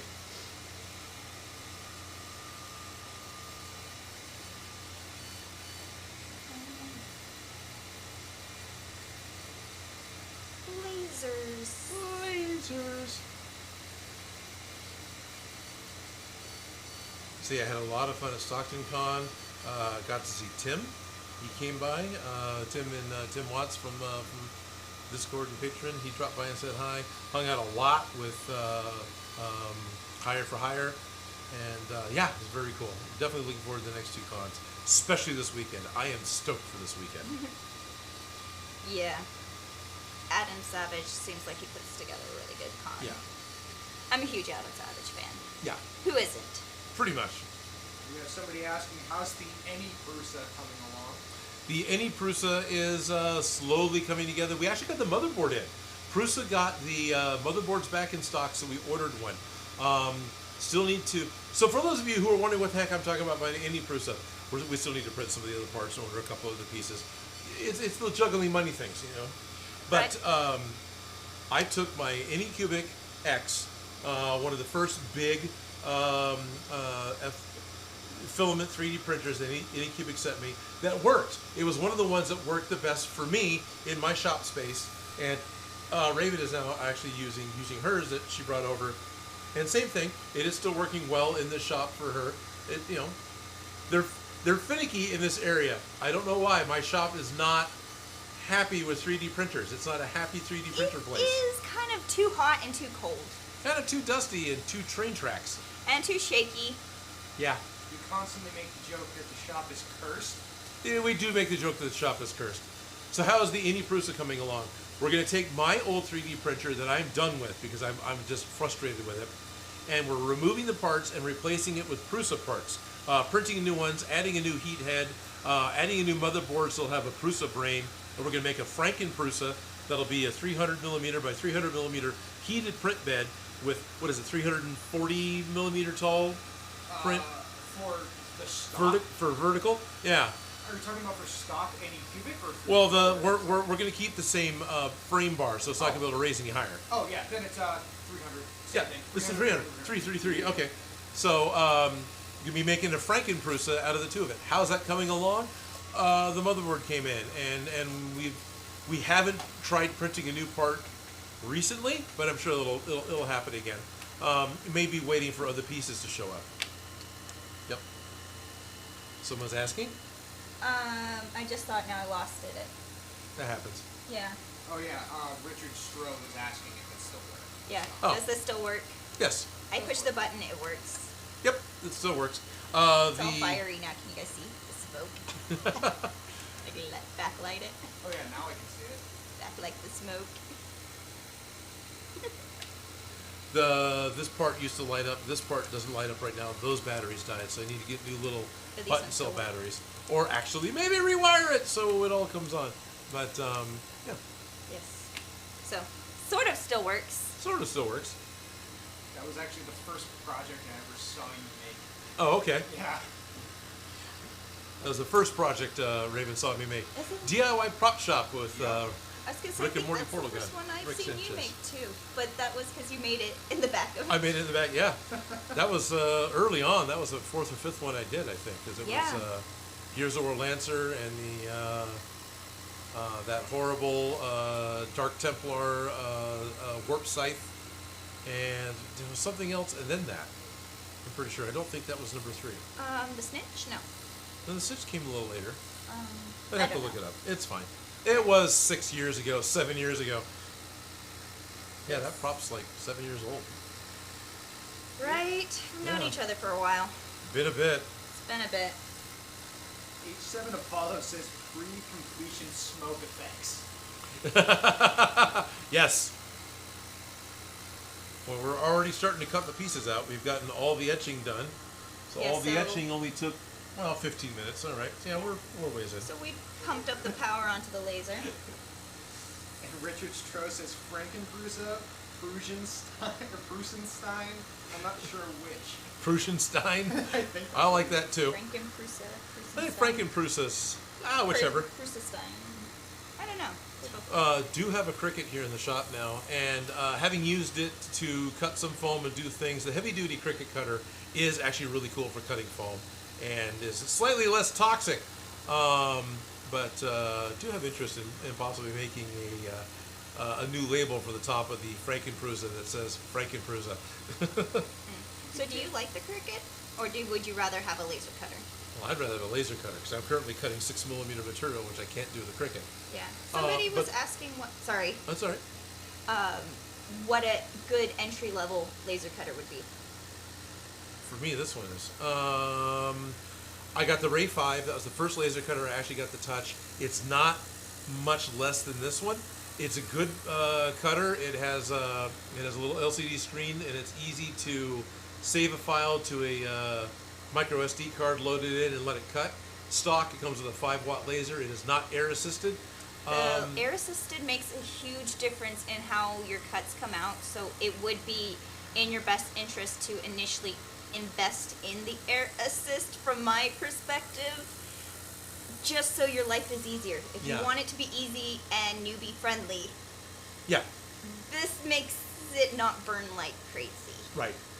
So I feel like the biggest struggles that I had using your laser was just burning it too much. Burning. So I'll be honest, I've only really used the Ray 5, and I've only really used the Sculpt Fun. The 2 Trees is awesome because it does the rotary cutting, and it's in a box, so it's able to. I pick it up, but it's over there. So it's self-contained. See the smoke? Yeah, it's self-contained, and it is able to keep it out of the room. Yeah, it's not here. It's all there's literally a wall I can see it of between right me and there. the camera. Yeah, but it's not here, so Right. I'm not breathing in the smoke. Well, we But- are, but There's a reason that the dogs aren't here today. yeah. But the 2 Trees has a limit on the size of material you can put in it. It's a 200 by 300 print bed, and that's it, or cutting bed. These are both 400 by 400, and the fact that the rails are just extruded aluminum prototyping rails, I can actually purchase ones that go up to 1 meter long and cut out a full sword in one go. All I need to do is get the rails and extend the one control wire. And yeah, I want that to happen. Yeah, that's a Merry Christmas to me type thing. How much would that cost you? Not as much as you'd be expect. Probably not too much, right? No, probably about $150. The rails are going to be the most. Because you were talking about that you don't have to get the same rails, that you could modify other rails. Yeah, all you have to do is get 20 millimeter square V rails, because these are V rails. They're not. They have a little V groove in the top instead of being straight up and down. So as long as I get 20 millimeter square aluminum V rails, it'll be fine. Mm-hmm. And yeah, I actually would really like to do that. But then it kind of needs a slightly better home. Right now, it's just almost too big, but in the very beginning of the stream, you saw me pick it up and bring it over, I think. Or did we do that before we started? No, we brought it over. Okay. Well, the Patreon saw part. that. The Patreon saw that. And all my future friends. So this size is good because it is big enough I can move it around.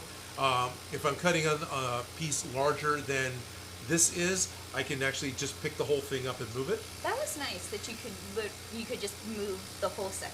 Yeah. It's very portable. It's nice. And Dan Does Junk asks, how hot does the laser get? Laser hot? I've never tried to measure the hotness of the laser. Yes, you did. You did a whole little chart, and you just like, this is how hot, like how long you burn, and this is how high you burn, and you had it all charted out. I guess technically. So there was a test chart that Light Burn does that shows me. There's a grid over here for how hot versus how fast, and you can see some of them cut through, and then these are actually deciding on how many fractions of a millimeter it wants to move as you're doing a fill in order to get as complete of a fill as you can, because the laser at the focal point is like 0.08 millimeter or something. Yeah. So. And then also this one gets hotter than the other one that you use, because this one's a 10 watt versus a 5 watt. Yeah. So. Is it higher power or should be getting hotter? What's the temperature? I don't know. It's hot. It's hot. Hot enough to burn foam. Hot enough to burn fingers. Right. So, the Trash Panda says, thinking back to our first Odin build, mine was Ash Williams chainsaw hand. Noise. Noise. Yeah, that was pretty early on. Daniel Knight says, yeah, He-Man and how can I can't. Sendikatsu. Sorry, I'm not pronouncing that correctly. I think I might be pronouncing that wrong as well. Right? So this is a mashup suggestion? No, these are their first videos that they saw of yours. I don't remember Sendikatsu. Because that's how you say Thundercats in Japanese. Ah, that would do it. Okay. And then Danny McWilliams says, Odin, thanks, and you made me think big. 3D printing is a car from Fallout. It's all your fault. I'm sorry. Are you getting the lasers to do the cutting? Because at least there's that. Well, there's that. Bill Duran did the Bullpup pistol, the Blade Runner pistol, and 3D printed all the parts, and then used a laser cutter to add all the gun engravings to the side of the 3D print. And that was actually, it was really cool. That worked out. And he did that a few years ago. That was, I like that a lot. I like laser engraving things. Yeah, me too. I need to make Spooky a collar. So technically this isn't a laser engraving machine. It's not billed as a laser cutting machine. It's just able to cut stuff. And I make it cut because that's what I'm interested in. But this is, if you're to look at the Sculpt Fun S10, it'll be mostly billed on their site as a way of engraving wood, engraving projects, adding, engraving details onto stuff. But it cuts 6mm plywood, so I mean, all right.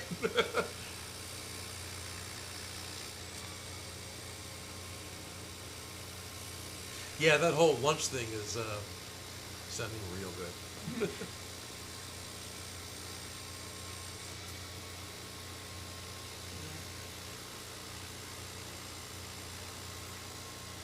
Ralph Moore says, I don't remember the first Odin video I saw, but it was a sword. I do remember being disappointed it was not metal. Yep. It looked metal, though. Betcha. One of the problems we had with DIY Prop Shop is it was on the exact same channel that Man at Arms Reforged was on. And so people would get notifications because they subscribed to the channel, not to the videos. And so they would get this email or this basic notification that, hey, on AMI right now, we're making this sword. and they would jump over to go and see it, and it was us cosplayers making a foam one, and everyone hated it. At least on my channel, you know what you're gonna get. Now, it took me a little while to realize why it was we were getting hate mail for using foam and other materials instead of, the metal, but it was deceptive. Fine. It looked like metal, Odin. Okay, yeah, You're tricking everybody. I'm here to lie to everybody. What's a flaw is actually a feature. There you go. We got a hello from Brazil. That's Anteli. Hello, Brazil. Dosa. I can butcher your name, but welcome. Here's a good one from Shady who popped in. Oh, Shady. Can you build Minecraft buildings using the laser cutter? That would be pretty cool. We could totally build Minecraft buildings using the laser cutter. If we did, if we decided on a model scale, we could totally build a full topographical representation of the hills and everything, because it would just cut out all the blocks and you just Yes, you can cut squares out with this. Yeah. You can cut blocks out. Stupid Monkey says, my first was the Infinity Gauntlet, like I said earlier. Very cool. And then Ralph Mork says, I love the creative stuff, though that's why I'm still here. Thank you, Ralph. And Daniel Knight, by the powers of Grayskull and Thundera. Yep, and Thundara. Thundar the Barbarian. I've talked more than once about making Thundar's lightning sword or whatever that was called. I can't remember right now. But that Not was a thunder sword? I don't think it was, no. But Thundar was this interesting post-apocalyptic Hanna-Barbera science fiction Saturday morning cartoon thing. Where you had Thundar, who was kind of a simpler He-Man character, and he had his cat dude friend who was kind of a Wookiee. And that was pretty cool. And then they fought against like D&D dungeon masters and evil wizards and things, because it was a mixture of everything. Wow, there's color. There's color again. It's all very rosy. We're on the other side of the rainbow. Are we in Munchkin Land? Yes, we are. Wait, Odin, you're not green? No, I'm just Alrighty. Then I still really, really get a kick out of the fact that you get it set right. And it's much easier. It just falls out. Done! Yep. Okay, it took 25 minutes, and it took hours to set the file up to make it done. But at this point, still, done. You can make multiples of these, and yeah, in less than an hour, we just cut out 2. Yeah. And Jerry Can't Cosplay said my first Odin video was Ash's chainsaw arm. Oh, cool. My prop shop. Yeah, I can speak. I still get a kick out of looking at the different Ash chainsaw hands that I see at cons, and seeing how many people do a hybrid of what my video was, and how many just kind of do their own thing, and it's fun. Yeah. DJ Stumpy says my first was the DeLorean stage car. Oh, there you go. I think for DIY prop shop store, but first actual Odin Makes, I can't recall. Yeah.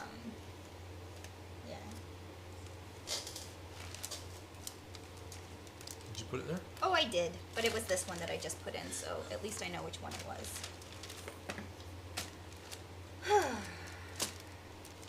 Thunder, thunder, thunder, Thundercats, masters of the universe. And Stephen Hall says it was called the Sun Sword? Ah, that sounds right. Yes. Okay. That's the name of the sword from Thundar the Barbarian. Because it was Thundar. What was the name of the cat guy that just went, like Wookiees do? And there was another character, and I can't remember the other character was at all. I think it was a female character, but I can't remember at all. The third person in their group. Yeah. I know they didn't have an R2-D2 knockoff, but they almost did.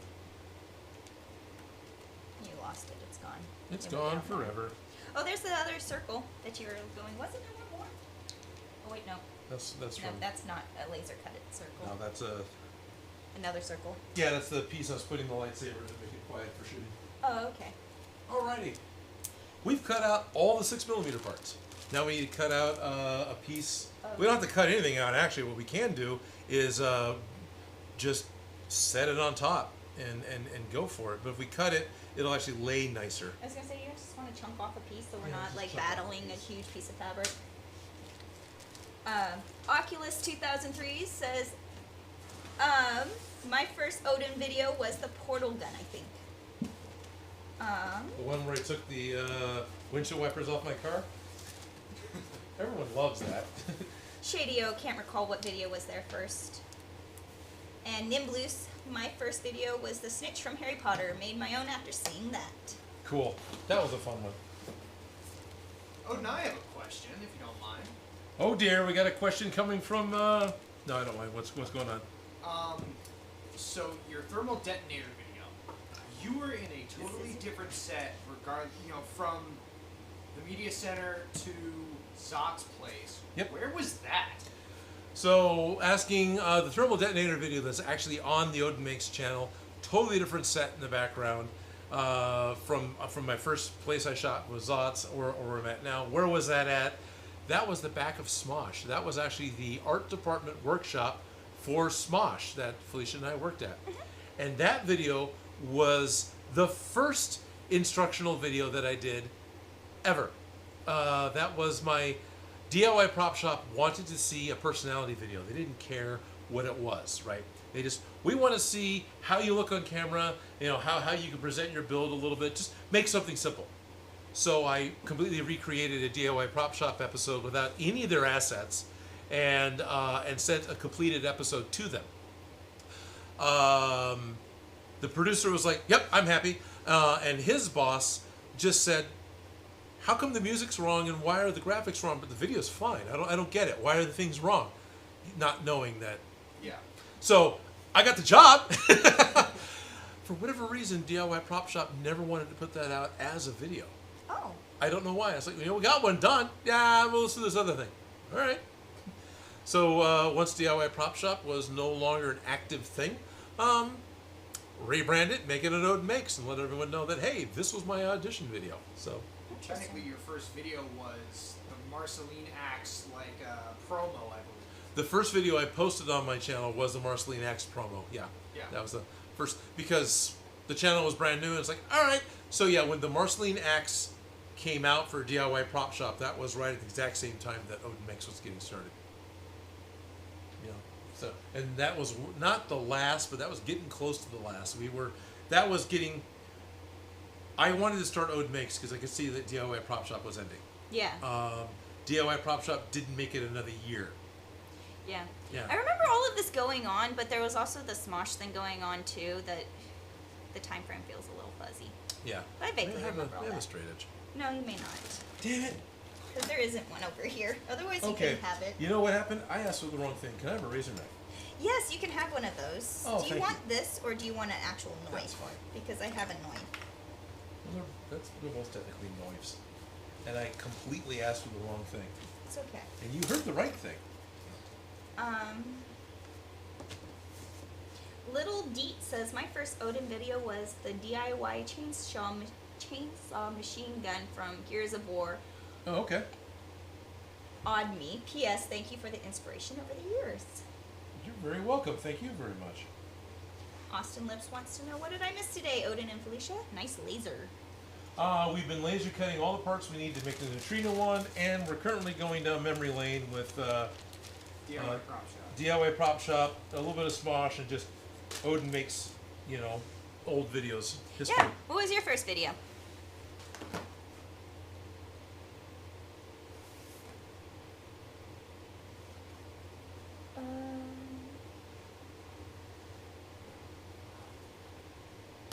There we go. Sean Card says, I don't remember the first one I saw because I watched a bunch of them when I discovered this channel. I just binged. Thank you, Sean. I just binged them all. What are you looking for? I'd like to roll this up and put it somewhere safe. Even if it's just down behind us. Sounds like a plan, man. I could put it back where I got it from. Yeah, if you're willing to spelunk all the way over there, yeah, that'd be great. Protect the phone. Lucian, I think is how you pronounce it. Lucian? Said that Yeah. their first video was Hellboy's Right Hand of Doom. Oh, there you go. That was a great one. It's not perfect. I actually took that to Stockton Con because Ron Perlman was there on Saturday. Ron Perlman wanted, I don't blame him. He was charging for autographs, as those guys do anymore, and I can't fault them for it. Yeah. When your signature's valuable, yes. Do it. But the main reason I didn't go and get the right hand of Zoom signed was the 2.5 hour wait. So, and then after the fact, I hear from the security guards, we totally would have held a place in line for you. Well, all right, thanks. Aww. If this comes around again, I'll make sure to try and ask. Right, see if you could use your little elbow rubbing to get ahead. Right, because I'm not trying to get anything free. It was just. Yeah, so I'm just proud that he probably signs like 15 of Oh, one day. oh yeah, totally. And he did. He signed a whole bunch of those things, which is fine. I don't. Yeah. Dima Houston says my first was also with Hellboy hand. Yeah, the Right-Handed Doom was a real successful video. And H70 Polo says my first was when you made a silicone cast of your face. Right, that was fun. So, Thank you, Mold Life. Okay. I need to. I can save the 6mm tool. Doesn't look like it changed at all. We'll open up the 2mm foam. Open. Line, fill. That's good. I talked about. Oh, I think I did increase that. you wanted to do it out of order, so that you did the big cuts last. Right. Well, I fixed that order. Okay. And then I think I also fixed how strong I was going to make the that one cut. that one cut that wasn't strong enough.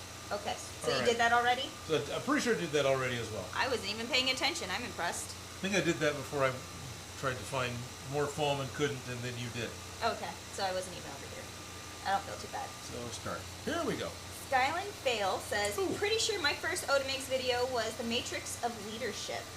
Hello, Skyland. Thank you. That is one I have interest in making into a kit.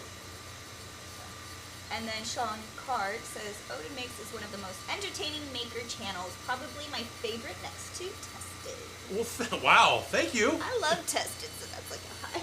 There's going to be a Tested booth at Silicon. I'd be Of disappointed course. if there wasn't, Right. honestly. I'd be like, where is... Where's... Yeah. Yeah. Lord of the Tacos says, I am back to watch. So Hello, Lord of the Tacos. I like your username. We may go slay some tacos in half an hour or so. Okay, that sounds good. Okay, everyone, so we're going to be able to get this one cut out and maybe even do one round of 10mm, because I don't know how long this is going to take. We have a little less than half an hour. 2 o'clock is when we want to end the stream. So we can either save the 10mm and the plywood for next week, or we can do it beforehand. Well, we'll see how much time we have. But Yeah. it'll probably be next Well- week finishing up the lasers. Yeah, well, for sure the plywood isn't going to happen, but we could probably maybe try to do one of the 10mm cuts. But if we wait till next week, we can just do it out of HD foam and not have to deal with... Let's use the better foam. We'll do it next we'll week. use a better foam. Yeah. Choice between doing a half-ass shitty job now, but it's done, or just waiting and doing it out of the better... Let's just hold off and do it better, in my opinion. Snowboard waiting. No, we'll do it later. Yes. We're not on a time crunch-ish. No, we're not on a time crunch to get it done, but Have we about are on a 7 time weeks. crunch to be... Yeah, about that. That's only 7 episodes. Do you think we could finish it in 7? Yeah. If we Maybe. tried. Maybe. I'm not in a rush. It took us that many to cut the parts out for the Proton Pack. And we skipped all that cutting. Yeah, And this isn't a whole pack, it's just the gun. it's just the gun. But we still have to paint, So, yeah, and we have to rig all the fun stuff. gotta up. rig all the We got a bunch electronics. of rigging to do. and there's actually electronics that has to be built into this before it gets painted because Yes. it's so small. Yeah, that's why I wanted to. Yeah. Yeah. Order of operations matters, people. And also I'm a little concerned because we had talked about the possibility of doing something fun with this, and I don't know if we're going to have space. There's not a lot of space inside this. It's small. I know, but We can try. I feel like it's possible. If Rumble Packs can fit on a game controller, we can get it. Oh, Rumble Pack for sure. It's the other The thing we lights. talked about doing. Oh, that part? Yeah. Yeah. Yeah. Ultimately, I feel like there's a way to make it work, but we'll see. We'll We'll cross see. that bridge when we get there. So So, Big Brops Pop says, my first Odin video was his first with DIY prop shop. Big Brops Props in for the win. Very first video was your first video. Oh, nice! Hooray for Big Bob Spots. Now, if you're on my Patreon, if you're on my Discord, Raven's Prop Shop just posted a behind-the-scenes photo of us doing the live stream. It's their point of view of what's going on. That is the picture you posted, right? Yes, it is. Oh, okay, that's what I thought. So I look at it going, what the heck is that? Oh, that's right here, right now. Yeah. So if you want to see candid behind-the-scenes photos, it'll probably happen during every Monday live stream. Please check out patreon.com/Odin Makes. If you join at the Discord level, you'll have access to be able to see all the glorious behind-the-scenes photos of Felicia and I standing here and looking at the laser cutter and wondering what we're doing with our life. Yeah, lasers. Lasers. But the other fun thing with the Discord level is we do play games on Fridays. Maybe it's probably moving because Joe hosts an Among Us game every Friday, and Joe is going to be busy on Fridays, and so we're looking at possibly moving the game to another day, and the live stream may or may not happen still. We're not sure, but the games will continue, and we're talking about if we want to keep playing Among Us. Right now everyone says yes, because we're all used to it, and it's fun, but you know, we're figuring that stuff out. So every Monday, Felicia and I are going to continue to sit here and live stream, and if you're part of the Patreon, part of Discord, you get an extra 45 minutes of live with just you, just my Patreon members, and then it goes over at noon to being open for everybody. When I have a video done on time and I'm able to release it early, that is also available for the Patreon members to be able to get in early and grab that coveted first comment and be able to like it and make it, make things happen. Plus, I share patterns and I share ideas. And Ben Eady's on my Discord. James Allen from, not James Allen, but James from Rebel Base Build is on my Discord. Sean Cash from Trying to Finish Something, he's in on my Patreon. So there's a possibility of talking with some of these other people as well. And James and Sean Cash and I are talking about trying to do something new when Andor comes out. So stuff is afoot. Sounds like fun things gonna happen. And real quick, Super Monkey says, looks a lot messier than the Minecraft version from the point of view. So on the Minecraft server, you got a lot of stuff to add to it. I'm just saying, there's lots of bips and bobs. We need a whole new texture pack, the Odin Makes Shop texture pack, just for Minecraft. All the different colors and foams. You got to have the the foam, the HD foam, the Michael's floor mat foam, the Michael's foam, the foam from the latte, the foam from the project foam, the foam from the toast. I do also have a Minecraft server. There's Minecraft access available through Patreon. I appreciate everyone who does that. Still play it. I'm not on it as much as I have been because I've been busy this summer. But there is an entire Sacramento Media Center reconstructed within Minecraft, and in the corner where this portion of the shop is a little Odin Makes studio inside of the Minecraft version of the Sacramento Media Center. So those of you on Minecraft can go wander in the corner and stand in front of the Minecraft cameras, and this is how Odin makes.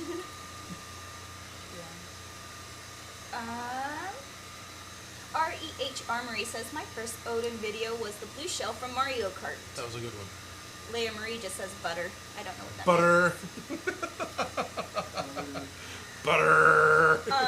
The Lord of the Taco says, my first Odin video I watched was the Infinity Gauntlet. The Infinity Gauntlet could be a good redo. Steve D is reminding us that there's only 17 weeks until Christmas, so get those projects started. Yep. And Daniel Knight is reminding us about 70 days till Halloween, so how's your costume coming along? Do you know what you're going to be yet? I don't. Are we going to do a Halloween stream again? We can. I'm down. I love Halloween. It's my favorite holiday. Yeah. It's like the dress-up holiday. Right. So, I don't know what it should be for Halloween this year. Be a live streamer. Peak Power Ranger. I'll cosplay as There you go. Where do you get your shirts? Walmart. It was Walmart, but I haven't seen the right type of shirt. Ones. Yeah, in a while. But the reason I was going to Walmart is because I could get $5 polos. So at the time, I was like, who cares if I ruin one? For $5, I can go get another one. I haven't bought a shirt in a few years because Walmart doesn't carry them anymore. Damn it! How many different of this, or how many types of the same shirt do you have? So I'm being asked, how many black polo shirts do I have? 14, 15. Some of them I just don't wear because they're either a little too tight. Some of them shrank in the wash and they're a little too short. Some I've thrown away a few. We re-sewn one into a puppet, just because they get ruined. Matthew Barker, I can't get over how cool you guys look with the glasses. Felicia looks like a superstar, and Odin looks like he's either gonna write me a ticket or terminate me. I can't decide which one.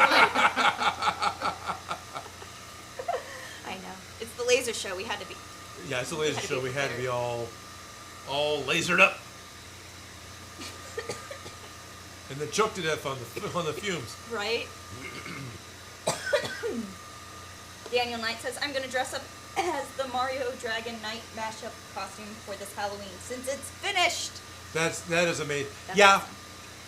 There's been many, many, many years that my Halloween costume was the one that was finished.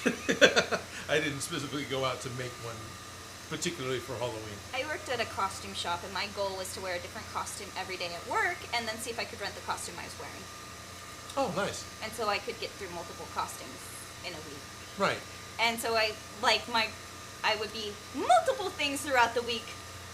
And then also at the same time while I was working at the costume shop, I was also coaching gymnastics. And so I would also rent costumes. Well, I didn't pay. I'd borrow costumes to wear for the kids. So I would dress up for like Cookie Monster, or I was Hannah Montana. Or, Nice. Depends. Oh, I need to contact Cryptid Sue and make sure I get a shirt that I want printed. Yeah. Because he told me if I warned him beforehand, he would print the design I want on the color of shirt I want, and I could pick it up at Sac Anime. You should let him know. I Then. definitely need to let him know that. Yeah. I think I want a Sasquatch shirt. Bigfoot. Bigfoot. Sasquatch. Sasquatch. One of the two. Either that or Mothman. Yes. Strict David says, I wonder what lasers taste like. Didn't we just talk about this? Yes. Don't lick the lasers. They taste like burning. They taste like burning. It's really spicy. It's really hot. Yeah, it's really spicy. There's that sharp pain of a really hot, spicy thing. Yeah, it's kind of like that, only more like burning. Yeah. So you love it then? You'll lose the tip of your tongue. It'll be gone. I actually got to go eat some sushi this weekend. Okay. Yeah, the wasabi was like, oh, wow. Yeah, this is just green paste. Well, yeah, because it's all horseradish. No, I like the horseradish. It burns differently than the peppers do. Hot. But the horseradish mix that the one place went to was like, oh, wow. Yeah. Well, technically that's wasabi. Yeah. The Lord of Tacos says, what's a prop that you would redo? A prop that I would redo. Mjolnir's hammer. 3 effing times! We talked about it a couple times. I am interested in doing Matrix of Leadership. I have all of them some with lasers. interest. All of it with lasers! So using the laser is a big thing with me having interest in redoing a prop again. Even though my skills have improved, so if I was to redo one where I did it by hand, that's not enough to actually get my interest in doing it again. Doing it with a new tool, that has interest. So Infinity Gauntlet, Matrix of Leadership, we're almost running out of things at that point. I've talked about trying to make kits. Probably making an Ash's chainsaw hand kit would actually work out really well. Tommy gun kit. But what am I interested in remaking? Bumble Scorpion. I would like to make my own Necronomicon from Army of Darkness. I've never made one. There was one made on DIY Prop Shop, and Dylan used all the right materials. When the video started, watching the stuff laid out, I was like, I'm going to do it like this. I'm going to use that. I was like, yes, you're doing it exactly the right way. And then somehow, she took a left turn. It's like, what in the snowboard are you doing? And she did a fantastic job binding the book, getting the images printed out, bound together, made up the proper way to be a book. The cover, the way she wanted to do it, wasn't the right way to do it. It didn't. Basically, she wanted to do. It's an old school makeup effect trick, something Tom Savini used to do for the Day of the Dead and Dawn of the Dead movies. You lay out a piece of glass, you slap on a bunch of latex, You let it dry, and then you pick at it in order to get these like Scabs. pock marks and raised areas. Then you powder it. Then you can peel it off, and you have this piece of easy to tear. Looks like a lot of tendrils, flesh, and even you just glue it on over a prosthetic. You've got this pockmark nasty. She was sort of trying to do that, but instead of leaving it on a piece of open face glass, she sandwiched it between two pieces of glass. Latex has to air dry. That's never going to dry. It didn't dry. It can't. Yeah. But then even then, you could do it more like the way I did the face hugger, where you're building up with cotton balls and other things on the cover of the book, and then you cover it with latex to give it a skin, and you could kind of texture it. And she didn't do that. It ended up being like shrink wrap, and it was really weird. It worked, but yeah. Anyway. So you'll have to do it yourself. Yeah, so Necronomicon is one I have interest in doing. Yeah. Richard Stowe says, I think Felicia would look great as Elphaba from the Wicked for Halloween. The whole Wicked Witch thing for Halloween, and I love it. Well, I was green last year when I was doing... Yeah, when you were doing Gamora. Gamora, but I have been the Wicked Witch of the East. Hocus Pocus 2 is coming out. That's going to be fun. Yeah. Is that coming out? That is coming up. That'll probably be out by Halloween. That is a thing. Wow. Yes. Yep. Go ahead and Google Hocus Pocus 2. That is a thing. It is happening. That could be fun. That might be going direct to streaming, but that is a thing. And I think all the people are back. Yeah. I think I'm going to dress up Bruno as the cat from Stray Oh, that's kind of cool. for Halloween. Because I was watching the game, and there's where it gets the paper bag on its head, and I'm like, that's little Bruno Butt. And I'm like, I gotta make him that. I know I have a cat, but Bruno can be a cat for Halloween. Yeah, Bruno can totally be a cat for Halloween. I think it's a Halloween costume. A Yeah. dog could be a cat for Halloween. Yeah, totally. Yes, and Toby's gonna be a cow. Yeah, Toby's a cow. Yeah. And I don't know what we'll do for spooky. I see him getting him little bat wings. Okay. That's not a bad idea. Yeah. Just turn it into a little toothless. Right? Yeah. Yeah. But I seriously want to make the little backpack for Bruno. Okay. Very cool. Yeah. Matthew Barker wants to know, does Odin make gifts for his family at Christmas or buy them? Mostly buy them. I've made a few gifts, but mostly it's buy them. There's two different ways I've wrapped gifts for Joe. Actually, he's the one I like to torture. He got one once that was wrapped with aluminum foil and heater tape, so we got this very shiny package. And then another year I wrapped it with HD foam 2mm and what the foam 2mm was all contact cemented together, so it was it was a foam wrapping.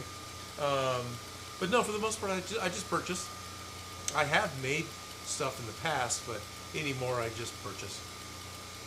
Yeah. Depends on how much I like you. Depends on how much I like you. It depends on what they want, you know. And my family usually they're happy with just getting the things that they want, you know, or I tickets get the special or stuff requests of this doesn't really exist in real life. Can you make me this? like that. Right. Is sometimes what I get, but yeah. We're up to Blaze the cut Elm. phase. Poor Toby has to be a cow. In The Emperor's New Groove, they make a joke where he turned me into a cow. Can I go home? That joke makes a lot of sense in Spanish. Oh, is it? Yeah, it's a joke like you made a fool out of me. Can I go? And it's like, Oh, okay. Anyway, so I'm like, Toby has to be a cow. Well, maybe I won't make him a cow. Maybe I'll make him a cowboy. I did have this really cute little hat for him. We'll see. We'll see. But I do want to make Bruno a cat for Halloween. We have somebody requesting for you to make something from Stranger Things. They didn't even... Just something? Something. Just something for Stranger Things. Yeah. Is there anything from Stranger Things? You can make Oh, the Christmas lights. Yeah, there's Christmas lights. There's You know, with there's a bunch of set pieces. There's the head for that creature. Yeah, you know, there's the flower. Debbie Gordon head. I mean, you could argue that going as Ghostbusters that you're making a prop from the show because Yep. yeah. No, it was season Yeah. 3. They made the homemade Ghostbusters packs Yep. from vacuum cleaner hoses Yeah. and things. Yeah, no, I totally. never watched Stranger Things. Oh, I need to watch the new season because it's been really good. The costume shop still existed before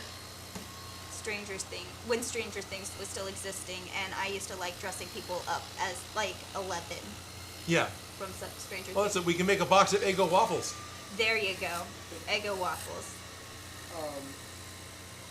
Richard Stroh said, "Did Odin tease making Pandora's box from Hellraiser? Tune in next time on Dragon Ball Z." You did tease that a while ago. I did tease making the Lament configuration, the Hellraiser box, which is something I've wanted to do since year one. I've been looking at different ways of trying to get the puzzle box made. I was looking at trying to vinyl cut something and then use muriatic acid to actually etch the brass. Yeah, no, the vinyl cutter I had couldn't do anything that detailed. I looked at trying to... hey, we're done. Oh, cool. I looked at trying to My eyes. use the laser printer to print onto gold reflective cardstock and do it that way. It didn't work. But at this point, I believe I can get it to work. And I am actually tempted to do the Hellraiser box as one of the Halloween builds for this year, because I'm pretty sure with this machine and some rubbing buff, tools make the job a lot easier. Make it happen. Right. I'm getting the dots out, so I'll let you do that. Otherwise, I would start grabbing pieces. I've got tape in the corner because I was writing up. Lord of the Tacos says, "Do you think you could do some Sonic shoes? Also, Netflix is going to milk Stranger Things dry." Yes and no. They're not going to milk Stranger Things dry. I believe next season is going to be it.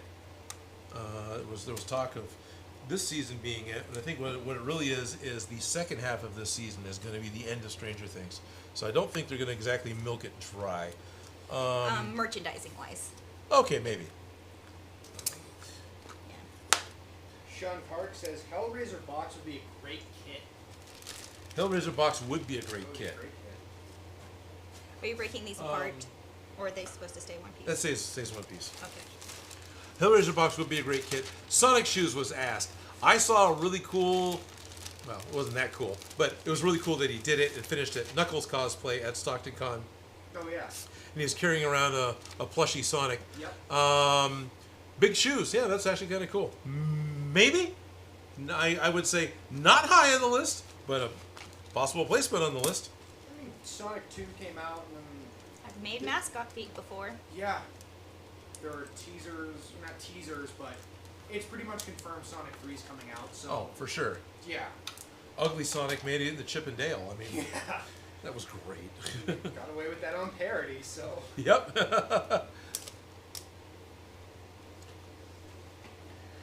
We have pieces. We have one more laser cutting thing to do, but it is almost 2 o'clock, so we do not have time. We do not have time. No. Come on, let go. But look it, these are our wands coming together. They look worse before they get better. Yeah.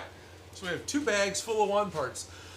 During this 2+ hour live stream, we managed to cut out all the 2mm foam parts we need, including labeling them and etching in some details, and cut out all the 6mm foam parts that we needed, including labeling and etching out some details, out of What the Foam, which is a higher density foam. So we have all those parts ready to go. Doesn't mean that we won't have to cut a new one because something went wrong that I didn't realize because I didn't watch the video that closely. I did, but I didn't. So there's a possibility we'll need to change some things. Next week's stream, we're going to start out with the laser cutter again and do the 10mm foam, because the handle grips and some parts of the trigger mechanism are all done out of 10mm foam. We'll be using 10mm HD foam. And once that's done, there's half a dozen, no, there's like half a dozen little parts. There's some 1/4 inch plywood pieces. There's a strengthening piece that goes underneath the bottom of the whole wand, as well as the V-groove thing that makes it click onto the pack so it can actually support itself. You can actually put it away. So those parts are all also going to be laser cut. And then we can actually just start gluing and building. We'll have all our puzzle pieces. We can start building our puzzle. Yes, we can. So that's the plan for next week. That's the plan for next week. Same I bad will be time. dead tired next week because this weekend I'm going to be in San Jose at Silicon, and I'm freaking excited about it. Yeah. And we'll be talking about it while the lasers are burning. And we'll be talking about it while the lasers are burning. Absolutely. If you want to, I will definitely be posting to Discord off and on during the full setup, which is going to be Friday. The actual con runs Saturday and Sunday. I will be posting pictures as much as I can. I might be really busy, and other people may be posting, but you'll be able to see some behind the scenes or at con live photos on Discord. I'll post more to Instagram, and I'm very excited by the huge lineup of builders and YouTube makers I'm going to be able to get to meet and talk to again at Silicon. So yeah, Sounds way excited by this. No, it sounds like a lot of fun. Yeah, I was way excited about the number of people I met at Dragon Con. There are more going to Silicon, and I can drive to Silicon. So Dragon Con's in Atlanta. It's a bit on the other side of the country for me, which is not a small feat. That's a couple of days of driving versus a couple of hours. So yeah, super excited. Yeah.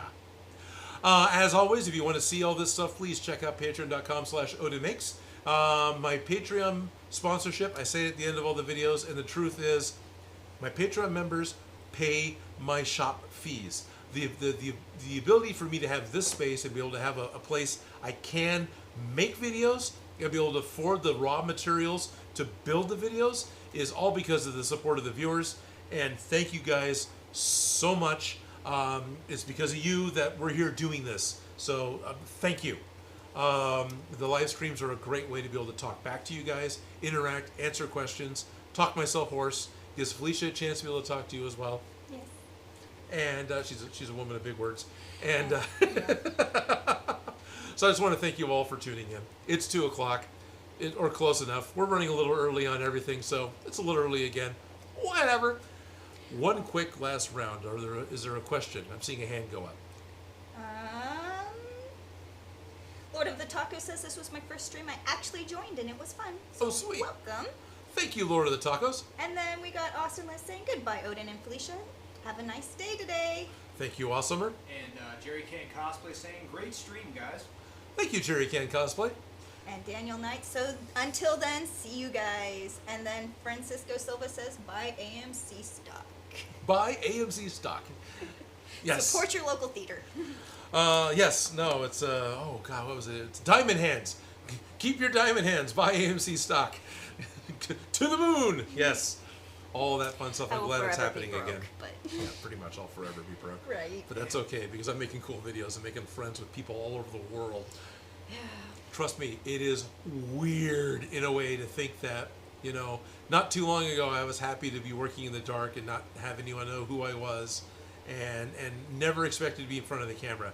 And now I'm talking to a camera to a number of friends all over the planet. Thank you guys very, very much. Thank you for tuning in. Something you were saying there, Raven? Bernie Davis says, say goodbye and grab some tacos. Saying goodbye and grabbing tacos. Yep, taco run's probably going to happen. I'm not going to guarantee what lunches we're going to get, but lunch is imminent. It's that time. There's going to be lots of different ways you can awkwardly say goodbye over and over and over again. If you want to win an Oscar, see how Peter Jackson did it for the end of the Lord of the Rings trilogy.